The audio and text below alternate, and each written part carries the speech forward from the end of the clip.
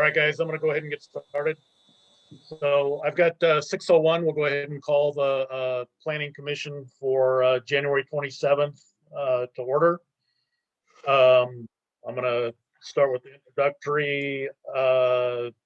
We've got, in terms of the virtual information, the governor has declared a state of emergency to exist in California as a result of the threat of COVID-19. The governor also issued Executive Order in 3320, which directs Californians to follow public health directives, including canceling large gatherings. The executive order also allows local legislative bodies to hold meetings via conference calls while still meeting state transparency requirements. The public's health and well-being are the top priority of the city of Yuba City, and you are urged to take all appropriate health and safety precautions. How to participate in the virtual meeting? This is a Zoom meeting application for this live broadcasting. For this meeting, we will be using the questions and answers functionality of this tool in order to accommodate public comment. On your device, the questions and answers section of the app is located at the bottom of your Zoom screen.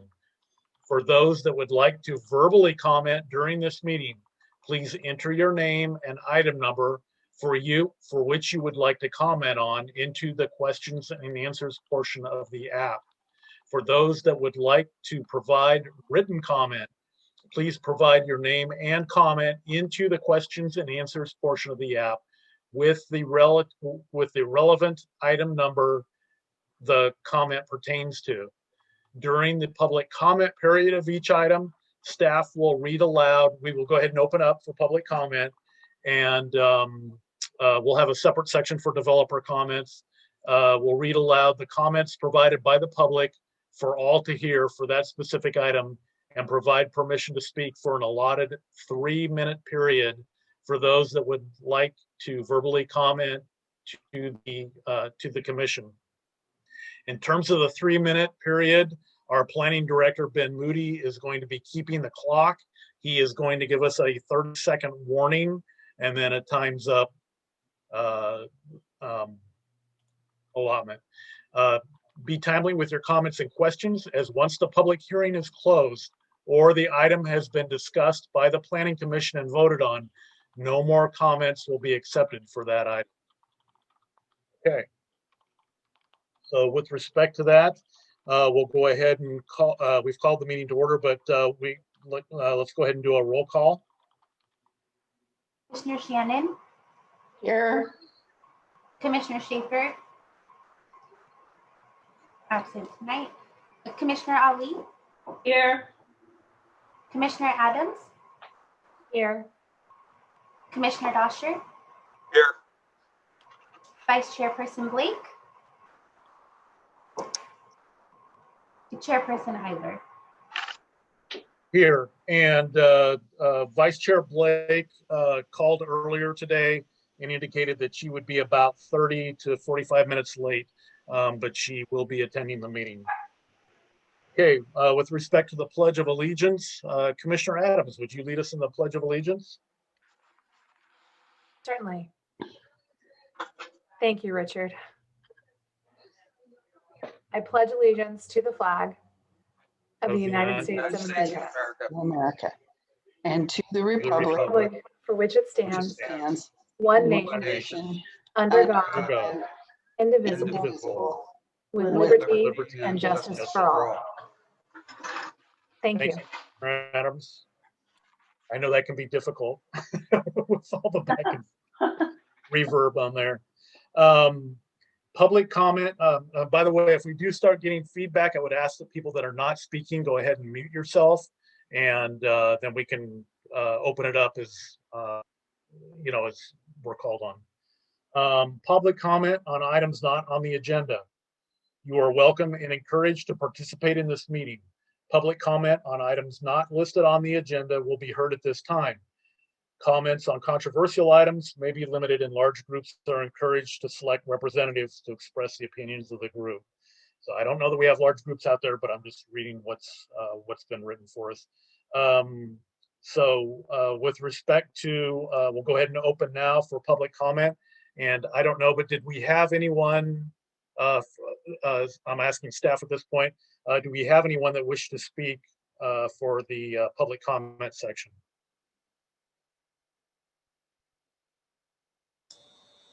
Currently, I don't have any input into the question and answers or the raised hand function.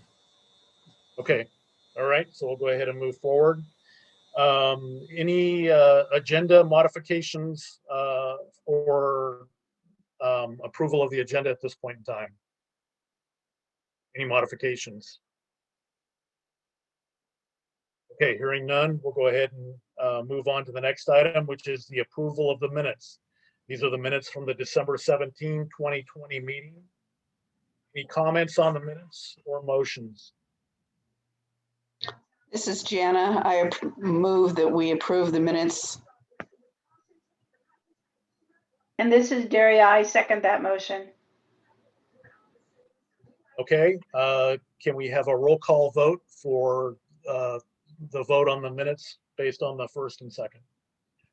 Commissioner Shannon, Aye. Commissioner Ali, Aye. Commissioner Adams, Aye. Commissioner Dosher, Aye. and Chairperson Eiler. Yes. Okay.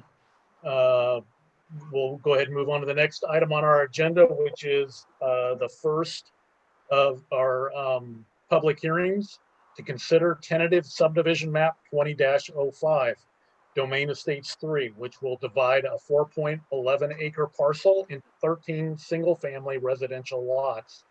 The property is located on the northerly extension of Kenneth Way. And I believe at this point, Ben, you have a staff report for us, so we'll let you go ahead. I just want to confirm, can everybody see the presentation up on the screen? If there's any comment? Yes. Yes. Yes. So besides the commissioners, can the attendees, can anybody Yes. from the attendees respond to me to make sure they're seeing the I can see it. I guess other than panelists, so I'm looking for maybe Thumbs up or thumbs up from George. I don't know, George, can you see it? No, I can hear it. I can see it, man. You can see it, okay. Yeah. All right, I just wanted to confirm on that. And so tonight, commissioners, I went to Dennis Cook, our former planning director and consultant with the city, is going to present tonight regarding this item. Thank you, Mr. Chair, members of the commission. The subdivision before you tonight proposes to divide a little over 4 acre parcel into 13 single-family residential lots. The overall density of the project will be a little over 3 units per acre. The general plan, the low density residential general plan designation allows a density range of 2 to 8 units per acre. So this falls within that. It is consistent with that designation.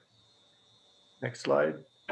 The location of the property, you can see the aerial photo there. It's just to the east, or I'm sorry, the west of Monroe Road. It uses Kenneth Way for access, which comes in from the south side of the property. Just along the west side of the property, that red line is the city limit line, but it's also the location of the future parkway, Thule Parkway, that's going to go through there. There's been a few little sections built, but it's still not near being open yet. Here is a picture of the subdivision. The 13 lots, you can see Kenneth Way will be extended to the north through the property, and actually it'll, for the moment, dead end at the north property line. The property to the north is still vacant, and it would be extended into that property if and when they decide to subdivide the property. You'll see on the upper left corner Street A named at this time, but it will be an access road into the future Thule Road. Here is a blow-up of the general plan for the area. The light yellow is the low density residential. You can see this is a large residential area. It's basically an infill project, this property and the property just to the north of it. But there are houses all around it. And so it's pretty general infill property. Yeah, just to verify that, it shows the low density residential designations all around it, single family residences built around it for the developed parcels. The first thing we usually look at on subdivisions is compatibility with neighboring uses. As I mentioned, this is a residential area. There are neighboring homes that vary in lot sizes, and the variations primarily due to some of the older lots were created back when it was unincorporated in the county. They're on wells and septic tanks, and so they necessarily had to have some larger parcels. There is one potential issue that in Yuba City that we're usually respectful for existing residences. When you have existing single story, single family residences, we typically do not put in new 2-story houses next to those. And we have that situation here. And there's conditions in there that limit some of the lots to single story construction, and then another condition limits the lots for, if they go 2-story, then the lower sill of the window can't be below 6 feet. The idea is that it'll allow light into the room, but typically you can't see high enough over it to look out upon your neighbors.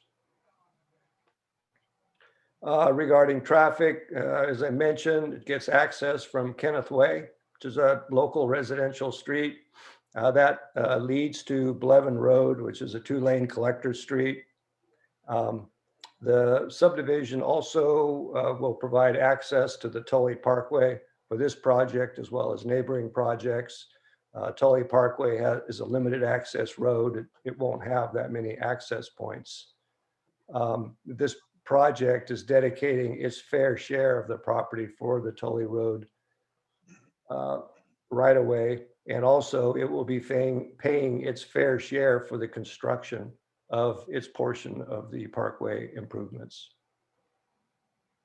This is just an aerial of the property. In the very north end, you can see the vacant property. That's it.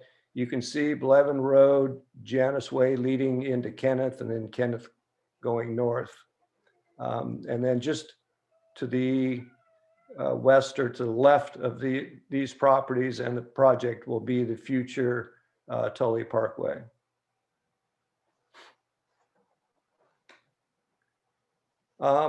Findings for the project, as you know, required to make findings for all projects that you choose to approve. And if you choose to approve it, these would be the recommended findings. First is the environmental finding that there was a initial study prepared, which recommended a mitigated negative declaration for the project, and concludes that, and the finding is that approval of these 13 single-family lots will not generate any significant environmental impacts. The second set of findings out of the Yuba City Code, but also in the state subdivision laws, there are 8 findings that are the opposite of most findings, and that is, if you can make any of these 8 findings, you are required to deny the map. These findings are for consistency with the general plan. There's not a public health or safety issue.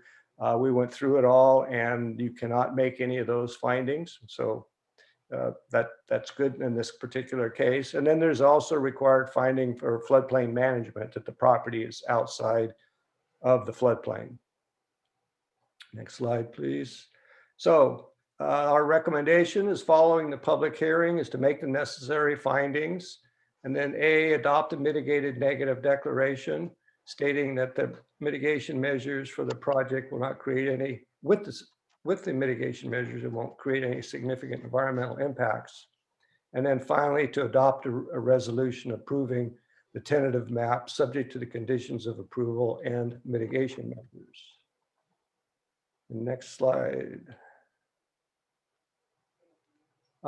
Just a couple of corrections here. As you know, these projects, we work on them till the very last day. A couple of the conditions we're suggesting slight modifications to. Condition 31 that is the requirement that they pay, they post a security to pay their fair share for the Tully Parkway. What the first condition said, it had an actual dollar amount of, I think it was 400 and some dollars a linear foot. The Tully Parkway is going to be further studied, and they may be changing the right-of-way widths, number of lanes, that kind of stuff. And so that number could change.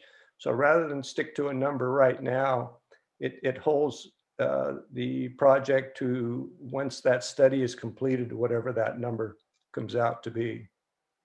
And then 32 is for the construction, paying for the improvements or bonding for the improvements for the Street A, which is the street that goes into the Tully Parkway.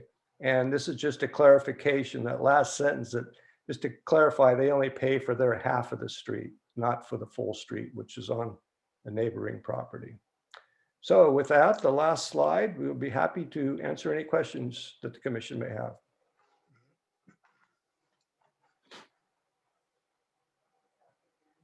Okay, at this point, what I'd like to do is continue on with the George Marsalam, the developer's comments.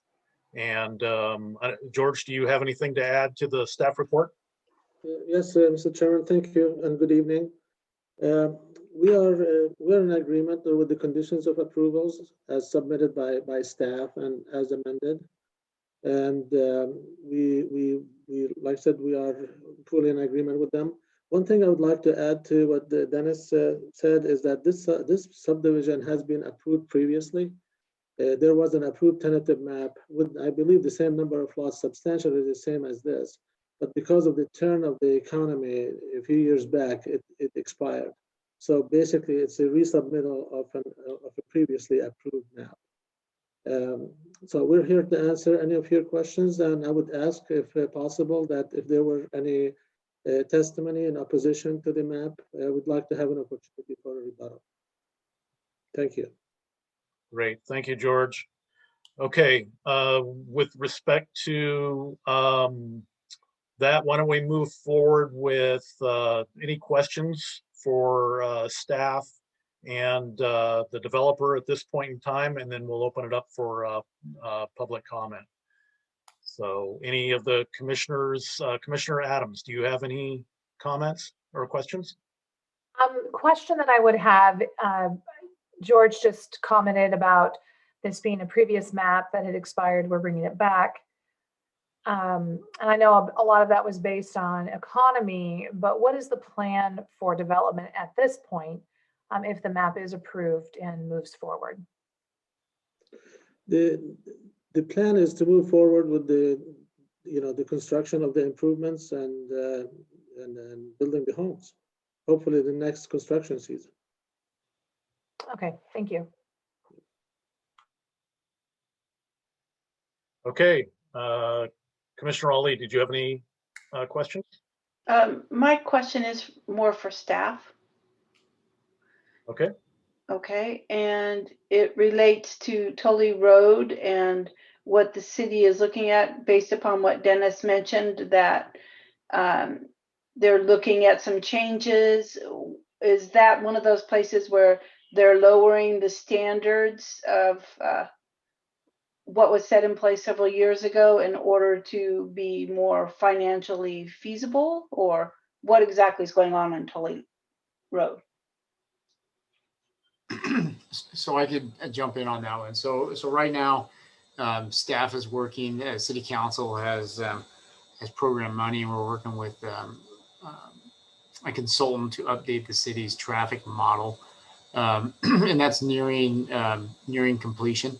And so what that did is we really analyzed, instead of just running 4-lane parkways all the way out to the edge of the sphere, is there, update the traffic model with current numbers, and then look at the new requirements regarding vehicle miles traveled, and then put that into our new traffic model. And so there might be changes to these parkways at the outer edges too. And so, but it's been studied and analyzed, and the way the condition is written is that it provides that flexibility that if with us running this simultaneous update, it provides the flexibility that if it does go to a major collector instead of a parkway, that we could scale that down slightly.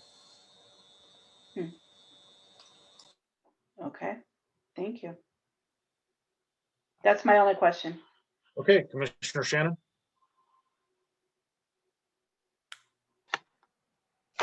I have nothing at this time.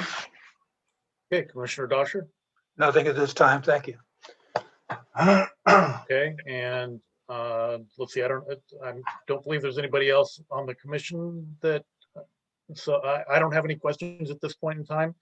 So we'll go ahead and open up for public comment, questions. And each person please state your name and address for the record, and we will be, you will have 3 minutes to speak. So Okay, I know that the staff is kind of monitoring this, so I'll let you guys take it from here. the first speaker will be Holly Shackelford. I'm going to unmute her now. Okay, go ahead. Go ahead, Holly.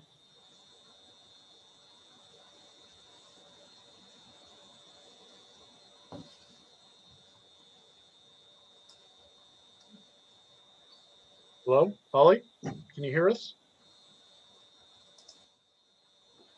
She's showing is muted. There we go. Is that better? Yes. Okay, I'll try again. All right, this is Holly Shackelford at 1884 Kenneth Way. I am the closest person next to the proposed project, Lot 9. I'm right next door to that. I'm completely fine with the project. I don't quite understand why there are certain lots that are proposed that are restricted to 2 stories and certain lots that are supposed to have 2 stories or could have 2 stories with window abatement. To me, I don't feel that it's fair to allow 2 stories to any single story in a subdivision. Being of working for Interwest Homes for 27 plus years, we have always gone out of our way to notify any of our buyers where 2 stories are when we do a subdivision. So nobody is surprised where they're going to be. I did speak to Cal today, and he did he indicated to me where his intentions were to put them, but I would like reassurance. And I know that my neighbors, I spoke to the gentleman across the street on lot, he would be behind lot 8 and the same one for lot 7. That's just our main concern. I've really invested a lot of my money into this home, and it's a deterrent to have a 2-story next to you or a possible 2-story next to you due to your privacy. That is my concern at the moment. Okay. Ben, did you want to address that, or George? So this is definitely something that regularly occurs with new development, subdivisions occurring next to adjacent buildings. So staff reviews it, looks at it, and tries to find that balance for property rights. The current zoning code allows 2-story development, and so with that, when we look at these maps, trying to be cognizant of the view and existing property owners, we went through and we along the east side, we restricted them to single story. So lots 1, 2, 5, and 6.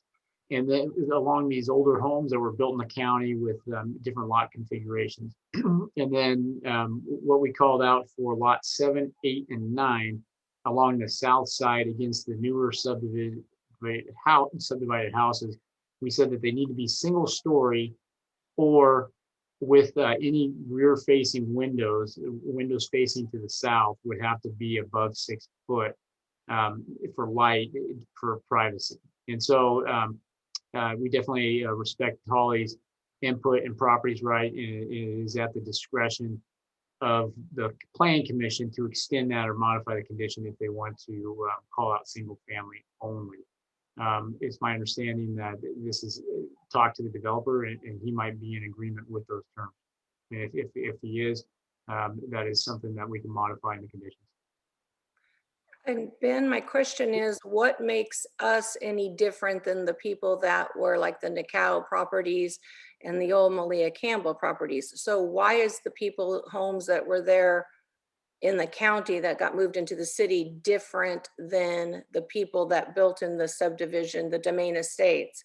I mean, but why is one treated differently than the other? So because my home is newer, I don't get that versus the older existing homes, because I just don't understand why it's allowable that a 2-story has a possibility next to the newer homes, even though I think my house is 1.5 years, but across the street, they're probably going on 4 years. So why is a 4-year-old house not treated the same way as the ones that were on Blevin? Why is there a difference?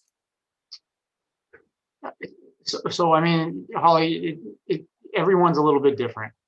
This one, we took into consideration the original conditions of approval with the domain subdivision when it was approved in 2004, with the request to be single family throughout there, and how they coordinated that with the east neighbors.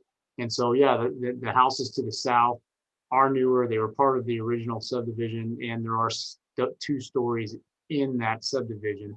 Additionally, recent action on East Sanborn, where we were against single family homes that were part of a separate development. We staff recommended a similar condition to try to find that balance between existing property rights. And so it's property rights for the owner, for the new development, with, respecting the privacy of the others. And so so that's where this one came from. The difference was really trying to recognize the original subdivision requirements for the single story throughout, and then to provide some sort of balance to make the subdivision viable in options under the code. But definitely understand the point. Okay, one more thing. Being in sales, and I'm the one that has to sell for our company, I can honestly tell you that it hurts any of my homes that are single story next to a 2-story, as far as selling, due to the fact that nobody really wants to lose their privacy. So therefore, we tend to, we put our 2 stories together, and everybody knows where they're going to be. And if it's a problem, then obviously don't buy there next door to it. But I don't really feel that it's fair also to me or the other people to have that huge 2-story next to their home when, speaking with Cal today, he told me he's not going to do that on lot 9. All right. And I appreciate that, but it definitely does not help my value if a 2-story should happen to go there, when that person can look in your backyard. And we all enjoy our privacy. So for me, I would like to see lot 9 restricted. And personally, I know lot 8, 7 also would. I understand the window concept. I get it, but the side bedroom windows, all you have to do is use those windows and you can see into the backyards. So for me, my investment was huge into my home. And I do feel the chance of a 2-story hurts it. Understood. I think we're at the 3 minutes now at this point, so I definitely appreciate the comments, and we've definitely noted, Holly, appreciate that. And we'll probably talk about this here in a couple minutes after the public session. Anybody else from the public? Any other? Yes, we have speakers? the next speaker is Courtney Tassler. Okay, go ahead, Courtney.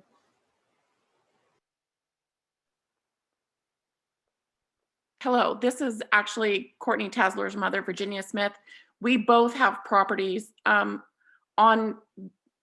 Elmer Avenue that butts up to what's going to be the Tully Parkway. And our issue is that we feel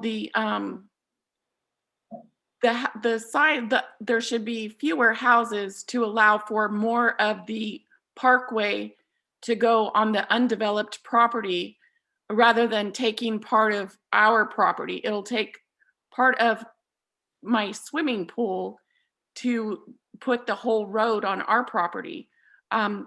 So I say that there should be fewer homes and use more of it for the Tully Parkway.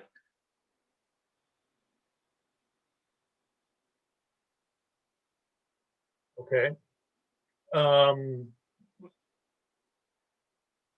Question for staff or George, with respect to Thule Parkway, is that going to impede on other homes on the, is that on the west? That must be on the west side. Mr. Chairman, if you notice on the map, usually the dedication of right-of-ways, usually property will dedicate half of the street. So half of the street will go from this subdivision and the other half will go from the other. A good example is Street A. So half of it is going to be donated by Domain 3, and the other half will be from when the property to the north is developed. In this case, if you notice that this property is dedicating half of Thule, and on top of that, they're dedicating an additional 26 feet, which are on the west side of Thule, in order to make sure that the roads are aligned. So as you know, to the north of this, Thule has already been built, and to the south, the alignment is already set. So really, there isn't that much play you can do. The alignment is pretty much set, and it was pushed to the west in order to the east, I'm sorry, in order to avoid as much property on the west as much as you can, and that's why you see more dedication of this property, more than just half of Thule. So. But maybe Ben wants to add more to this, but I think that's a point to consider. Ben, do you have anything to add to that? Yeah, George stated it well. And so the Thule Parkway has been designed to avoid the pool. With this project, typically a property owner dedicates their half of the right-of-way. In this situation, they're actually dedicating more of the right-of-way due to the design to push Thule Parkway over as much as we can. So it avoids the existing structures in the pool, but to also represent, the burden onto this property, which is part of the reason why it's been so slow to develop, is due to the burden of the Thule Parkway. Okay, thank you, Ben. Just usually we wrap up. Did you have any other questions?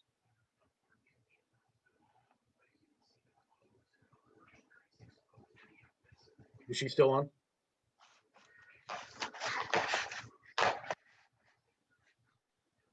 Hello, Okay. can you hear me? Yes. Okay, so I feel like some of the parcels could be smaller to take more of Thule onto those larger parcels. So they didn't take quite as much of my daughter's property and my property. And so just to confirm for the group, with this project, they will not be building anything on her property.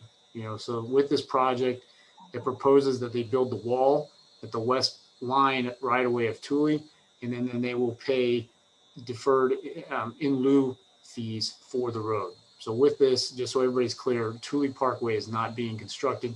They are paying deferred fees until adequate right-of-way and fees are collected by the city to trigger the build out of Thule Parkway. Dale, this is Lori. Can I ask a question? Sure, Lori. Ben, And let me just do one more thing. So was that was all of your questions, correct? The speaker? Well, I just want to make sure. I'm still not satisfied with the answer. Okay, I understand. I just want to, for the sake of the 3 minutes and everything, did you have other questions? Because we're going to talk about this a little bit more, I'm sure. Well, no, So. I've lived in on this property for 25 years or so. And I've just, I'm sorry, I lost my train of thought.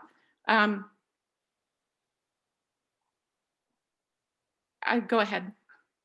Oh, okay, all right. So we're gonna talk about this a little bit more. And go ahead, Commissioner Adams. Ben, part of your conversation was related to a study that's going to be done, and that is going to include the Thule Road, which could then be reduced based on the outcome of that study. Is that what I understood? Correct. Okay, so I just wanted to make sure, I didn't know if everyone understood that, but you're going to be collecting fees and then doing a study to see if that street can be reduced based on the traffic needs, and then the footprint of that road would narrow. Correct. Okay, thank you. And then I guess I have a question. Well, actually, do any of the other commissioners have questions regarding this? Okay, so my question has been, I just want to say it one more time. Is anybody's property over on the west side of Thule Road being dedicated or being used for the construction of Thule Road? The general Or plan alignment, to be? the alignment under the general plan has Thule Parkway crossing that those properties on the west. The general plan, it does a rough layout of the parkway, and unfortunately, it does cross multiple properties in there. And so typically that dedication wouldn't occur until there's basically a development on the west. Okay, and like you said, you did say that they're looking at narrowing that so that I mean, they would have to be purchasing that property, correct? And I just want to find out what the impact is on the folks on the west side of Thule Road. So, I mean, the general plan was adopted in 2004. It shows Thule Parkway extending from Pease Road all the way down to the southern sphere. And so, as development occurs and impact fees are collected, that road will be positioned. Typically, it happens as development happens. Each party does their half, or the city goes in there and purchases that right away, or through imminent, trying to work out an agreement to do that. And so with this particular situation, we're cognizant of the existing structures, we're cognizant of the pool and the impacts that has. And so it's been designed as much as possible to bring it to the east. But it has to tie into the north, and it has to tie into Harder Parkway to the south. Okay, and this has been planned for how long? 2004. Since 2004. Okay, all right. Anybody else from the public? We do have several more speakers, the next being Aaron Kimmerer. Okay, Aaron, go ahead. Perfect. I unmuted myself brilliantly. Can you hear me? Yes. All right. Excellent. My name is Aaron Kimmerer. I'm at 1842 Janus Way. I am actually the last house on Janus Way before it turns the corner and goes on to Kenneth. I had a couple of concerns. A comment about Thule Parkway. I think it's absolutely going to be necessary to build, no matter what the size is. Certainly, I don't want it to see it in that lady's pool or take any of her property. But as the northwest side of Yuba City starts to grow, I think traffic is going to continue to exceed what we have in that area. Specifically to my concern where I live on Janus Way, there is a really hard blind corner when Janus Way turns on to Kenneth. So there are people that drive to and from and make U-turns in there that cut that corner. And what concerns me about that is if I am going into my garage and I am going west onto Janus and I go into my garage, if someone cuts that corner, or it being a blind corner, I don't know how many on the council or if Ben has had a chance to go look at it. If no one's paying attention, I will get T-boned on the passenger side of my car from someone that didn't see me going into my garage because that corner is blind. So that would be the same thing for my neighbor as well, the neighbor of Holly who's in between us. My biggest concern, is yes, once we have all of those houses built in there, Kenneth Way is going to become a very busy street because it sounds like Thule Parkway is designed to be built down the road. So I'm sure that the first resident will be moved in and celebrating a birthday before Thule Parkway is done. That makes Kenneth the prime road for not only the construction trucks that are going to be going in and out of there and building homes, but it's also going to have an impact on Blevin Road. I can't imagine when Blevin Road was built many, many, many years ago. I've lived in Yuba City for 43 years. I can't imagine that the city is like Blevin Road is going to have this much traffic. So you've got Blevin and Queens and Blevin and Butte House, where that are an absolute mess, depending on the time of day, especially when school gets back into session. But I digress there. I think something needs to be done in that specific area. But I think there needs to be some mitigation on what we can do about that knuckle on Kenneth and Janice to ensure that no one cuts that corner and gets in a T-bone situation and we keep everyone safe. I can't even imagine. I was out there today looking at it and there were 2 cars parked on the street. I can't even making a wide turn. I'm not sure how a fire truck would make that turn into that subdivision when there are cars parked on the street. So I'm gravely concerned not only about the knuckle and being T-boned while going to my garage, but the access for emergency vehicles when there's cars parked on the 30 street, so on and seconds. so forth. So if something can be done to look at this knuckle and ensure that, you know, the safety of the residents and emergency vehicles can get in there, it's tighter than you think. So I think something needs to be looked at. Okay. Ben or George, did you guys have anything that you wanted to add to that? You know, I was able to talk to Mr. Kimmerer offline and with the Public Works Department, and you know, we're definitely, we have knuckles throughout town, and residential driving, they tend to drive where they want, and so I could understand the concern about cutting the corner. It's just a matter of how to keep people from doing that, and so with discussions with Public Works, I think they're open to ideas at looking at it. But I'm not sure what the available answer is at this moment. Can you still hear me? Yes, and so your time is nearly up, so you'll definitely need to wrap it up. One last question. Have we tested to see if a fire truck can make that turn when there's cars parked there? Yes, it's the city standard design for a residential roadway. When there's cars parked there? Yes. And so right. the residential street layout, it's for parking on both sides and then 2 10-foot travel lanes.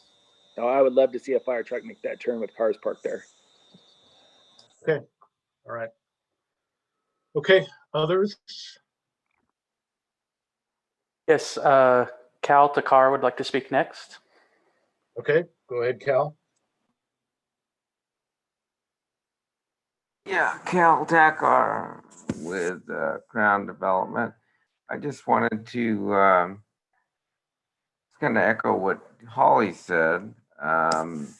In addition to all those reasons, the 3 lots in question that have the ability to do the 2-story with the higher windows, well, first of all, we don't have a plan to do 2 stories there. Secondly, I mean, if you want to change the conditions, we're not opposed to that. It's not really even economically viable to try to, for the 13 homes to design a specific 2-story plan that will work and also meet the criteria of high windows. So we're not opposed to that condition being changed if that will make everyone happy. So that's my input on the 2-story home. That's Okay, all. thank you, Crown. Appreciate the comment. Next. We have a couple of written comments. One is from Holly Shackelford asking if she can ask an additional question. And then Kevin Tassler asks, when you say half of Thule, is that one-way street? Is there plans to take property from existing owners? Yeah. Okay. Ben, do you wish to address the Thule? When you say half of Thule, is that one-way street? So right now, Thule is planned to be a 2-way park, a 4-lane parkway. So 2 lanes in each direction with a center median. Through the traffic model update, that might be reduced to a major collector, which is 1 lane in each direction with a turn lane / parkway. So, but definitely Thule Parkway is planned to be have a travel lane in each direction. Okay. And there's no current plan through this decision tonight to take property from the west property owners.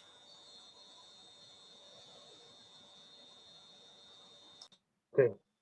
Thank you, Ben. Any other? Okay. We'll come back to Holly here in a moment. Any others? Other comments? Public? Aaron had additional comment. Can the fire chief confirm a truck can make the turn with cars parked? Okay, I think we answered that. And unless someone else from the commission has a question regarding that. Okay. Anybody else from the public? Other than Holly? Okay, Holly, real quick, what have you got? Thank you, Dell. My main concern is being the building industry probably doesn't help me, but when we looked at the purchase this property, I know that there's a storm drain issue, and it's my understanding that the storm drain is going to have to cut up our road through the center of our road all the way, I know, at least to Domain. I'm not sure further. My question is, do they plan on putting a patch job where it looks like there's a, you cut the center of your road out and you put a Band-Aid on it? Are they going to slurry seal it to make it look like a nice road? When you have invested $700,000 plus, I believe that me and my neighbors would all prefer a slurry seal, which is a little bit more money, but it looks a lot more attractive than cutting your center of your road out and filling it back up where you've always looked like a patch job was created. So I was just curious to know the answer to that, which direction were they going to go? Because I would appreciate a slurry seal. Okay, thank you, Holly. Ben, would you like to address that? Or George? So at this Probably point, Ben. yeah, at this point, if this is a tentative subdivision map, a lot of times we don't get into the details of all the utility connections and how that will tie into it. It's part of the next process with the improvement plans and then going through the city public works department and the city departments to put their plan check on it, their comments, and work through that. That is, depending on the level of impact, that is something that the city has required in the past. And so it's not in these conditions of approval, and it's definitely at the discretion of the planning commission if they want to have the road re-slurried, just to minimize those impacts to the road and how these utilities are connected. Cool, thank you, Ben. Okay, anybody else from the public? Virginia Smith did request to make additional comment if it's up to the chair. Go ahead, Virginia.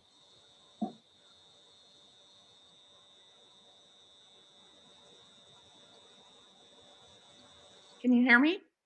Yeah. Okay, so I would like to request that the lots stay a smaller size so that more of the Thule Road can go onto the Bear property as it sits now. We also have 2033 Elmer, which backs up to the adjacent piece of property to this. And if the curve were to start for Thule Road sharply, then it's going to take, we have part of our other backyard. So we have a softball field on there where kids for years have practiced that, because there's really no other place in the city. So we have kids from all ages that scheduled teams, several teams a night to practice on our property. And I would hate to lose part of that as well. So my main thing is to make the lot smaller and as small as possible, so as much of Thule Road could go on that land since it's already undeveloped. That's my main concern. All right. Okay, thank you, Virginia. Okay, so it sounds like that's it from the public. Is that correct? There are several comments by Aaron that, if you want, I can read them off. Sure. Okay, I'm just gonna go right through them. When will Tully get built? Ben, take a peek at the knuckle. No way fire truck makes it. What's the average price for a home? And home prices question for George. And so Okay. the Go ahead, Ben. response regarding what's the trigger for Thule Parkway will be triggered when there's adequate right of way to make that connection north to the south, when there's enough funds collected through traffic impact fees through the area, and then when there's a large enough subdivision to trigger the traffic to construct that. And so that's really the triggers that need to come into play in order to build that section of Thule Parkway to Butte House Road. And so, I anticipate if there's a large subdivision in that area, that would probably be the traffic generator that would and the collection of funds to trigger that build out to Butte House Road. As far as the average house of the prices, George or Cal, if you could answer that.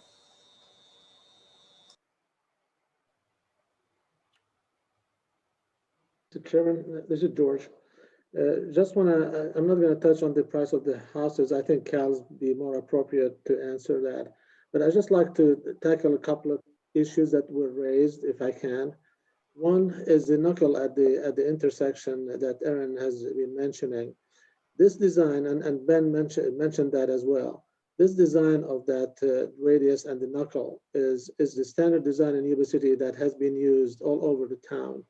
And I'm not aware that there has been issues of access that were raised by the fire chief or the fire department. So there's no change between this intersection and any other knuckle intersection in Yuba City.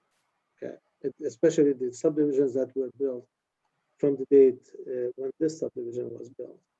The other issue I'd like to just touch bases on is the drainage of this subdivision. There are different options. Connecting to the existing drainage system at Janus is not the only option available. There are other viable options available, which we are exploring with the city. And I would like to ask if if just we'll keep the conditions as it is, so we can work this with the city and with the city staff, and make sure that we can come up with a solution that will be acceptable to the city and acceptable to the developers. So I would ask that as far as like a condition to require the slurry seal of any existing city streets not added to the conditions of approval, because our goal is not to go there and not to trench any of those existing. Okay. We've got a little bit of background noise. I'm not sure if someone's needs to mute. Does someone need to mute? Hello? We've got a background discussion. Please mute yourself if you're not speaking. Thank you. Okay, so with respect to the additional thoughts that we've got here, or the questions that have come up, I'm going to go ahead and close the public session. Let me ask, is there anything else from staff that you've seen come in? One more question just came in. Yes. Anybody? This will be the last one, and then if there's anybody new, that's all. Okay, this is just a comment that I'm going to read off. Okay. The comments from Kevin Tassler. What is your consideration of large that's a trigger for Thule? I believe by saying certain triggers and large is very vague, and plans should be in place prior to a major construction with families investing their money in these homes.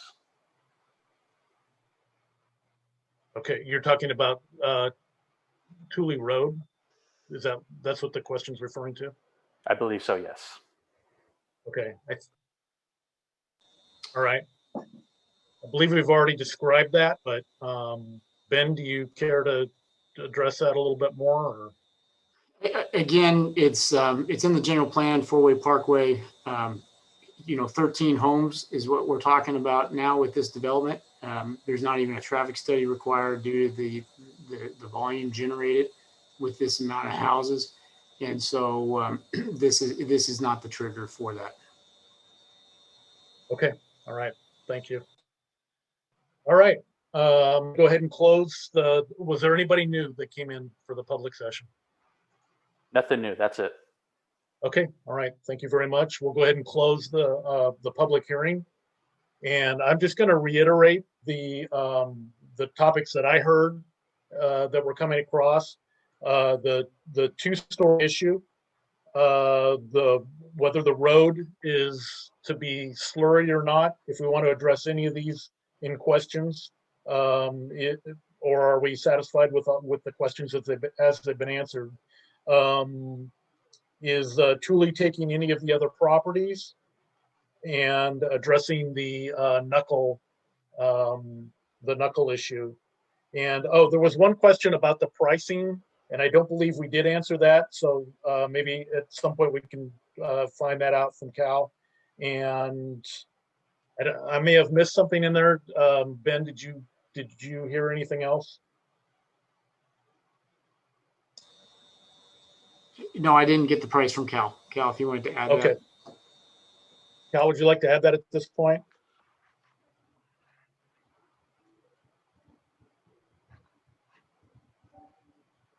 Yeah, Cal again. So as far as answering question on price, we're way kind of early as to what that would be. Our prices, just like any other builder, are market driven. They can go up, they can go down. Materials costs go up and down. So it's pretty difficult to give you a price range.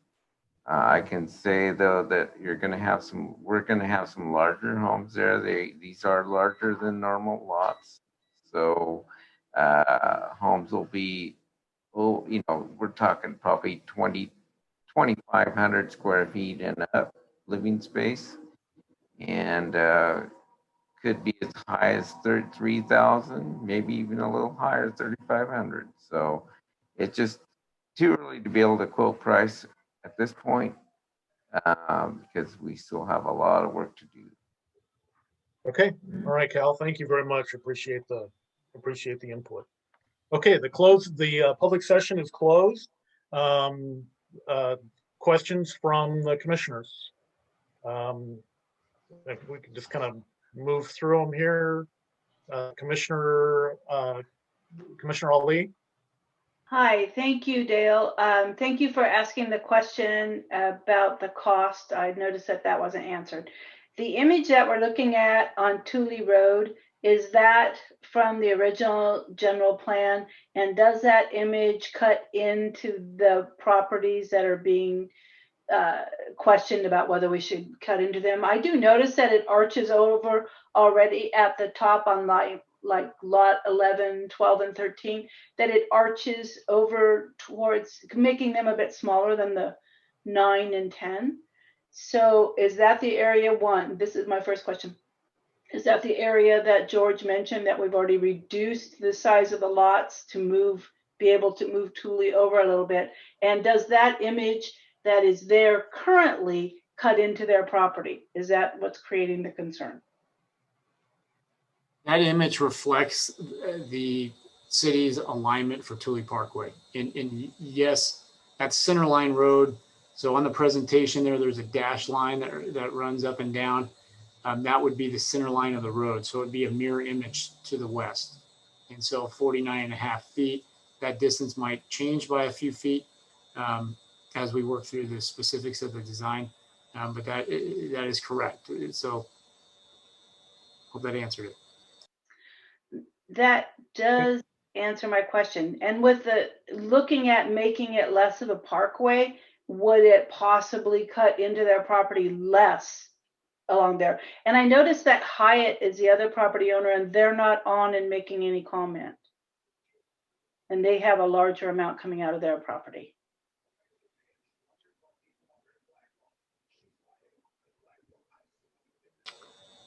Yeah, I haven't. Are you suggesting that we open the public session again, Commissioner Ali?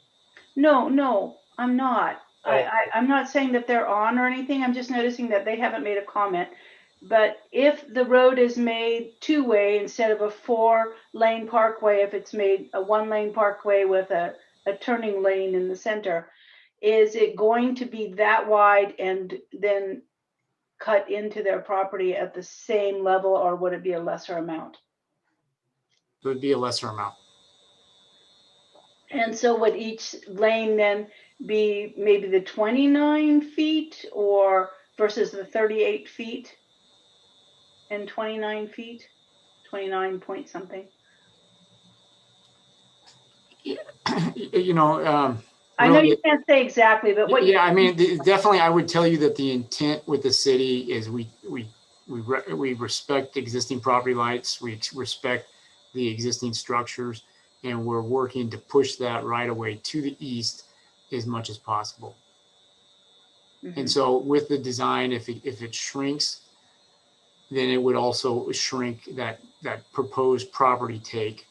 That property wouldn't, but again, that property wouldn't go to the city unless it's developed and we request the right of way, or we go through a purchase process. I see. Okay. Thank you. All right. Next on my list is Commissioner Adams. Hi, thank you, Dale. So I had just a couple of questions in regards to, and I'm sorry, sir, I didn't note your name. Regards to the concern about the knuckle and his access, is there some way to, because it sounds like the parking on the street is impeding quite a bit of the concern that he has. So is there some way to do some no parking in that particular area, Ben? I don't know if that's an option.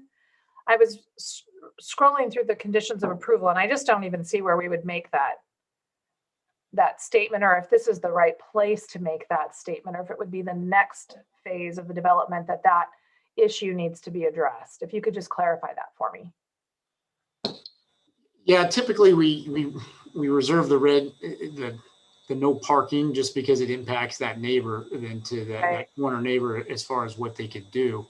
But in these situations in the past throughout town, we've put some yellow stripes down to delineate the center turn lane with some, with a lot of bump reflectors to try to kind of keep people to stay in their travel lane.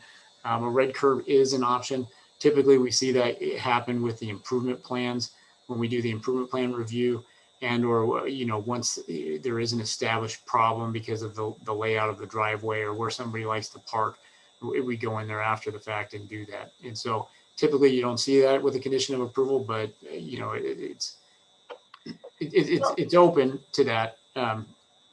Will we have an additional public hearing process prior to that construction occurring where this could be brought forth again and addressed, or is this the only opportunity that we have to address that concern? So this is the time to add the conditions of approval. You would only have another public hearing on the tentative map unless it was appealed. Okay. All right.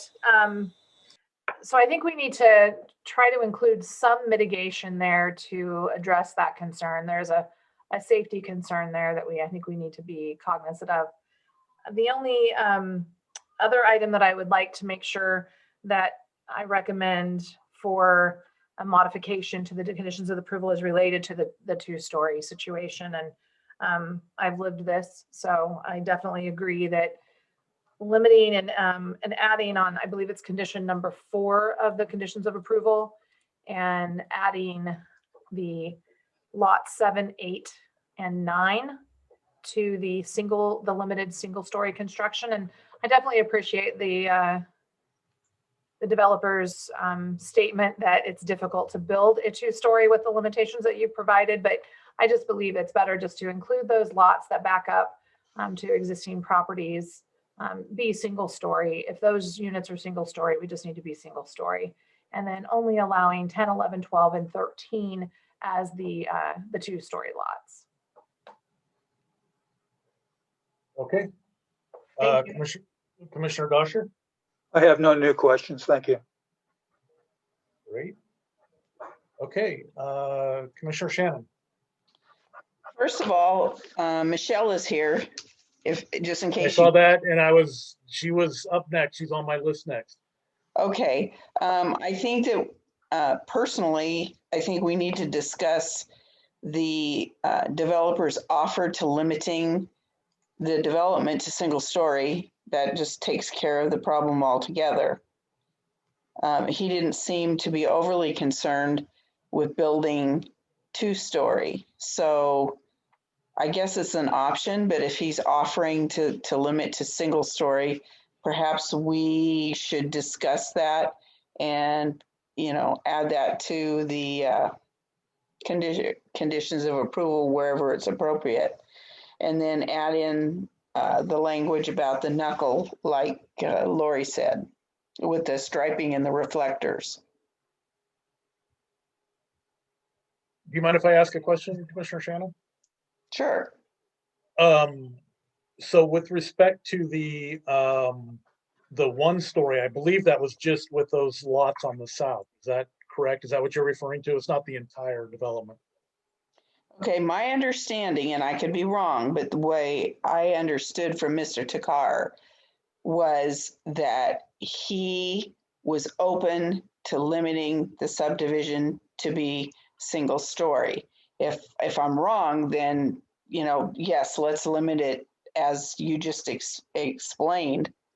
But I'm thinking a lot of times when you sprinkle 2 stories in with single stories, it kind of makes the neighborhood look a little wonky, for lack of a better term. And if he's offering to maintain it at single story, I think it would probably be a nice addition to that neighborhood. Mr. Takar would like to speak on that if you would allow it. Sure. Yes, I was just going to suggest that. Yeah, I was referring just to the 3 lots in question. Is it 3 or 4 actually? Yeah, it's 3 lots, 7, 8, and 9.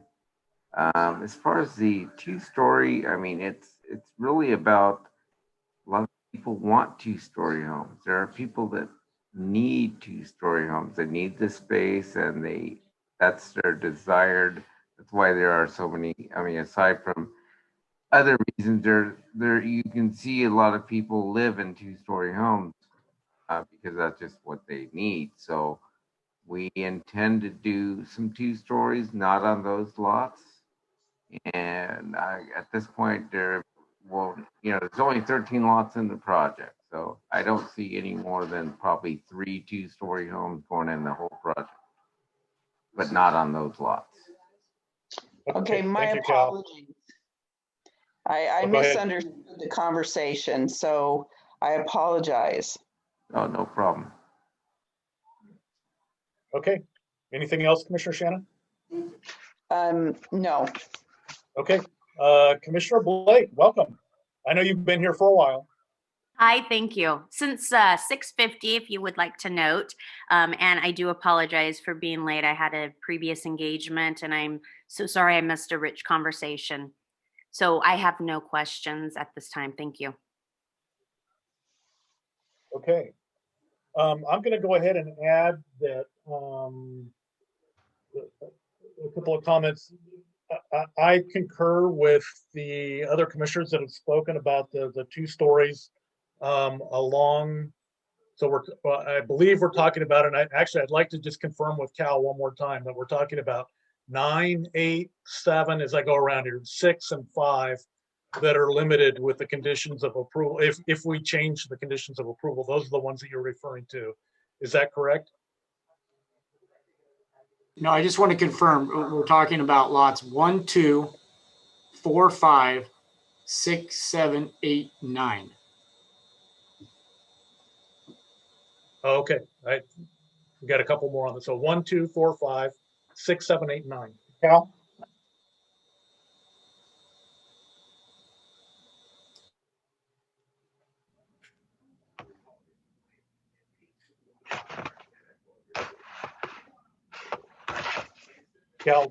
Cal still there? Yeah, Dell, it's 1 through 9. It's all of them, 1 through 9. Okay. No, Um, no, it skips 3. It skips lot 3. It skips lot 3. Okay, thank you. How it's currently written. But it does include 4? Yes. Yes. Okay, so 1, 2, 4, 5, up through 9. George, do you care to speak to this? I don't know if we lost Cal or what happened there. Mr. Chairman, I think Cal is in agreement with this condition as Ben stated. Okay, all right. But Mr. Chairman, if I may, I would like to, if an opportunity to address the issue of striping the return, if possible. Striping? Striping it, restricting the parking on the return of Kenneth and Janice of the knuckle. Oh, you're talking about the knuckle. Okay, go ahead. I think if the city desires to designate that area as no parking, and Ben can correct me, I think there's a city procedure for them to go and designate that as a no parking area. I would caution you that there will be impact to the adjacent neighbors who might want to park on that location. So it's not very straightforward. And I think if it's put as a condition of approval, it might be a condition that the developer cannot meet because of some circumstances that arise when the city goes through their process of designating it as a no parking zone. So, I mean, I'm just curious to hear what Ben thinks about that, but it really has no bearing on the subdivision as far as doing the improvements. But there's a possibility that that will be a condition that cannot be met by the developer for one reason or another, that the city couldn't designate it as a no parking area. Ben? If there's a condition, it'd need to be generic, where it would be along the lines that with the improvement plans, the developer is with the Public Works Department is to coordinate to review possible traffic mitigation measures acceptable to the Public Works Director. And then we can look at it, for what we've done at other knuckles for the striping, delineation, the parking, have some time to review how that impacts the other neighbor and how to delineate the striping. Ben, is that something that, if this becomes an issue that I believe it was Adam, is that correct? That the neighbor or the neighborhood could apply for, or is that something that needs to be in the, and again, I guess this is up to the commission as well, that you would see need to be in the conditions? Yeah, I mean, typically we usually deal with the problems after the fact, unfortunately, because of the way it was laid out or the timing on it or something changed to lead to that problem. So we could definitely do that proactively with the improvement plan design. So if there is interest in it, I would leave it at that, where it's added a condition that that the improvement plans are going to implement traffic mitigation measure for the knuckle in accordance with direction from the Public Works Department. Okay, so I'm going to continue with my comments. I know we kind of veered off a little bit, but that would be my take on that. And again, I'm one commissioner, so with respect to the knuckle, that that it could be dealt with either after the fact, but in my opinion, it sounds like it's not unlike knuckles in the city or other street. There's several others like this, and I don't know, Ben, do you have issues with these regularly that are the same size, or what? Can you add anything to that? So if you look on the aerial screen in front of us, Janice Way, and then where it turns into Kenneth, so it's this upper street right before the vacant lot on the north. And what we're seeing, what happens with these throughout town is the southbound traffic comes and they cut the corner. They're coming southbound. They're going to turn left to go out to Blevin Road, and so they're going to tend to cut that corner. And so is that typical? Yeah, it's unfortunately that's typical. And it's hard to get people to change their driving manners. And so in those places, we usually have problems where there's a lot of houses, where it's like a major collector, down in the Pebble Beach area or some of the stuff off of Walton, where you have a lot of homes doing it. It's a percentage, and the higher the number of the cars, the higher number of cars that bend the laws and drive too fast. And so it's definitely this is a typical knuckle, and we have them throughout the city. And we see those, we see more problems where there's more houses using it. In this area, 13 homes, it is a lot of homes using one street for this neighborhood, but compared to some other neighborhoods where there's hundreds of homes using a collector street, it's relatively low. I know that's pretty vague, but we're happy to look at it, before or afterwards regarding, red curb striping, what we can do to mitigate that existing knuckle. Okay. All right, so I'll just continue with my comments. The road slurry, I didn't have any additional there. I'm leave that to you guys. The 2 stories I think we've decided on. The knuckle, from my perspective, is, it's unfortunate, but it seems like it is what it is, especially if we have other examples of this throughout the city. And I believe that Thule, that's something that's going to have to be worked out. We've had a tough time. Bridge Street is another example that I'm thinking of on the north side. We've had to purchase properties or do things to make that work. That's down the road, and it sounds like you're mitigating that certainly as much as possible with respect to minimizing the size of that road. So again, those are my, as a commissioner, those are my comments. So anyway, I'm open to other discussion or questions or motions at this point in time.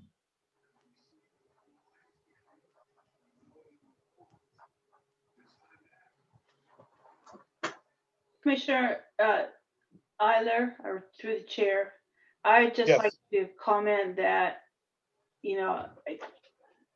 that knuckle and thinking about 13 houses, that means there's probably going to be 100 or so trips a day through there.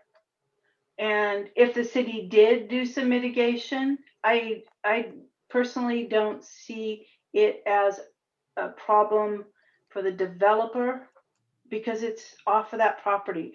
But I do think it's a public works issue. And my recommendation would be to stick with public works to see that something does happen there. I know that sometimes we'll put these things through, and even with a promise from Public Works to put attention on a crosswalk or something, and it might be a couple of years later, as a commissioner, I noticed, oh, that never happened. So it would probably behoove the property owners there to just, continue with Public Works on that rather than our trying to build it in as a condition, because we have built in some things like that have not been followed through on. So that's just a comment. Well, I'd like to think that our conditions are followed through on, but I know I'm thinking of one right now, one development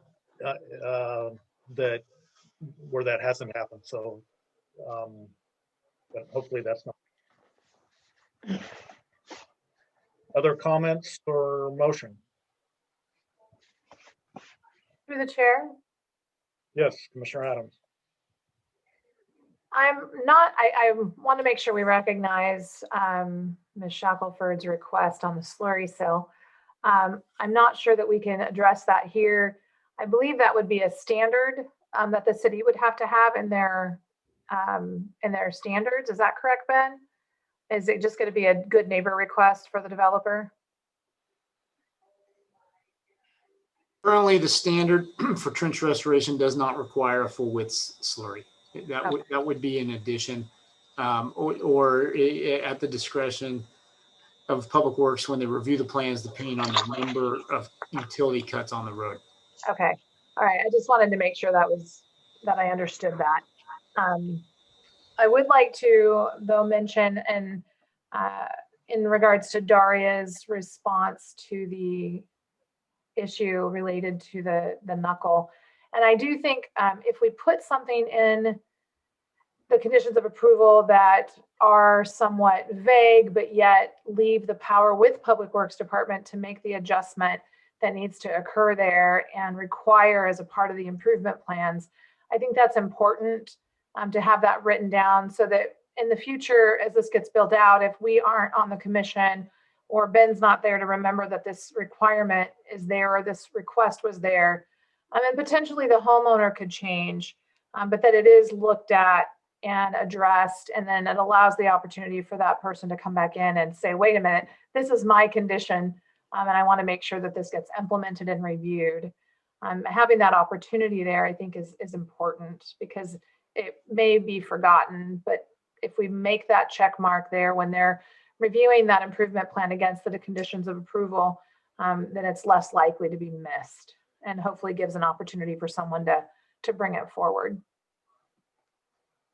Okay, I'm going to throw out, just because it sounds like I'm not sure where we all stand on the knuckle, and I'd really like to address it one way or the other, or and just get maybe just kind of pan everybody's, where do you stand with the knuckle? Do you want the city to do something extra in the conditions?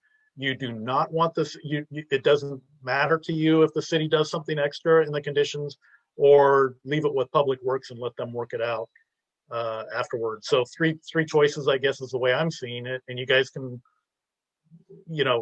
comment otherwise, but address the knuckle in the conditions, or go through Public Works, or it doesn't matter to you either way. Could we go around? I'm just looking around the screen here and comment. Commissioner Dosher? Leave it with Public Works. Okay, Commissioner Blake? Agree with Chief Dosher or Commissioner Dosher to leave with Public Works. Okay, Commissioner Ali? Leave it with Public Works. Commissioner Shannon? Leave it with Public Works. Okay, and I'm going to say leave it with Public Works. So as we're doing the motion, I think that's where we're at. To the chair, Yes. Cal would like to comment on this if you would like. Sure, go ahead, Cal.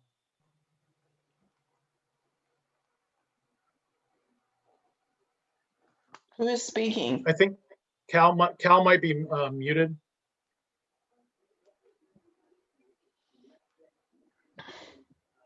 Can you hear me now? Yes. Yes. So my comment as far as the knuckle is basically the detail, the city detail for the knuckle has been built citywide. And this being already improved right next to subject property, that's kind of a condition that is put on. If it's put on the conditions of approval, I'm not so sure what I, as a developer, could do to property that's already been approved and built by the city per the city specs. So I think that is a public work issue that I'm sure it can be worked out. So I wanted to touch on that. What was the other issue that we were just spent a bit of time on? I think we just had the 2 stories, the road slurry, the knuckle, which I think we've kind of spoken to that, Cal. So yeah, I think we're okay with that. Unless someone else, changes our mind. Yeah. Go ahead. So the only thing as far as the slurry goes, our intent is probably not going in and trenching into that street. But I would, my preference would be to have the same conditions apply to us as a developer as anyone else. So if the city requirements full slurry, then of course we'll do it. If the actual requirements are not that, then we certainly, that's not something I want to be held to on a condition of approval on something we may not even do. So those are just, that's it. That's a couple comments. Okay, all right. Okay, commissioners? Anyone care to venture out with a motion? Through the chair, I'll try a motion. Sure, go ahead, Commissioner Dosher. Move that we approve staff's recommendation, including recommendations A and B, that we adopt the offer by Mr. Takar relative to lots 7, 8, and 9 being single story, that we indicate the knuckle area as talked about this evening to be worked out with the Public Works Department and Director. And I believe there was one more, was there not, through the chair? Modifications to number 31 and 32 as proposed. Yeah, I'm sorry. The indications of conditions of approval 31 and 32 relative to the monies for improvements on adjacent roadways. Ben, thank you for coming to my rescue there. I did not remember the other one. Okay, so we have a motion. Do we have a second? I'll second. Jana will. Okay, we have a first and a second. Is there any further discussion?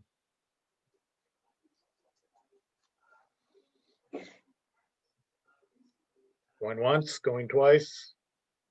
Okay, hearing none. Can we get a roll call vote? Commissioner Shannon, Aye. Commissioner Ali, Aye. Commissioner Adams, Aye.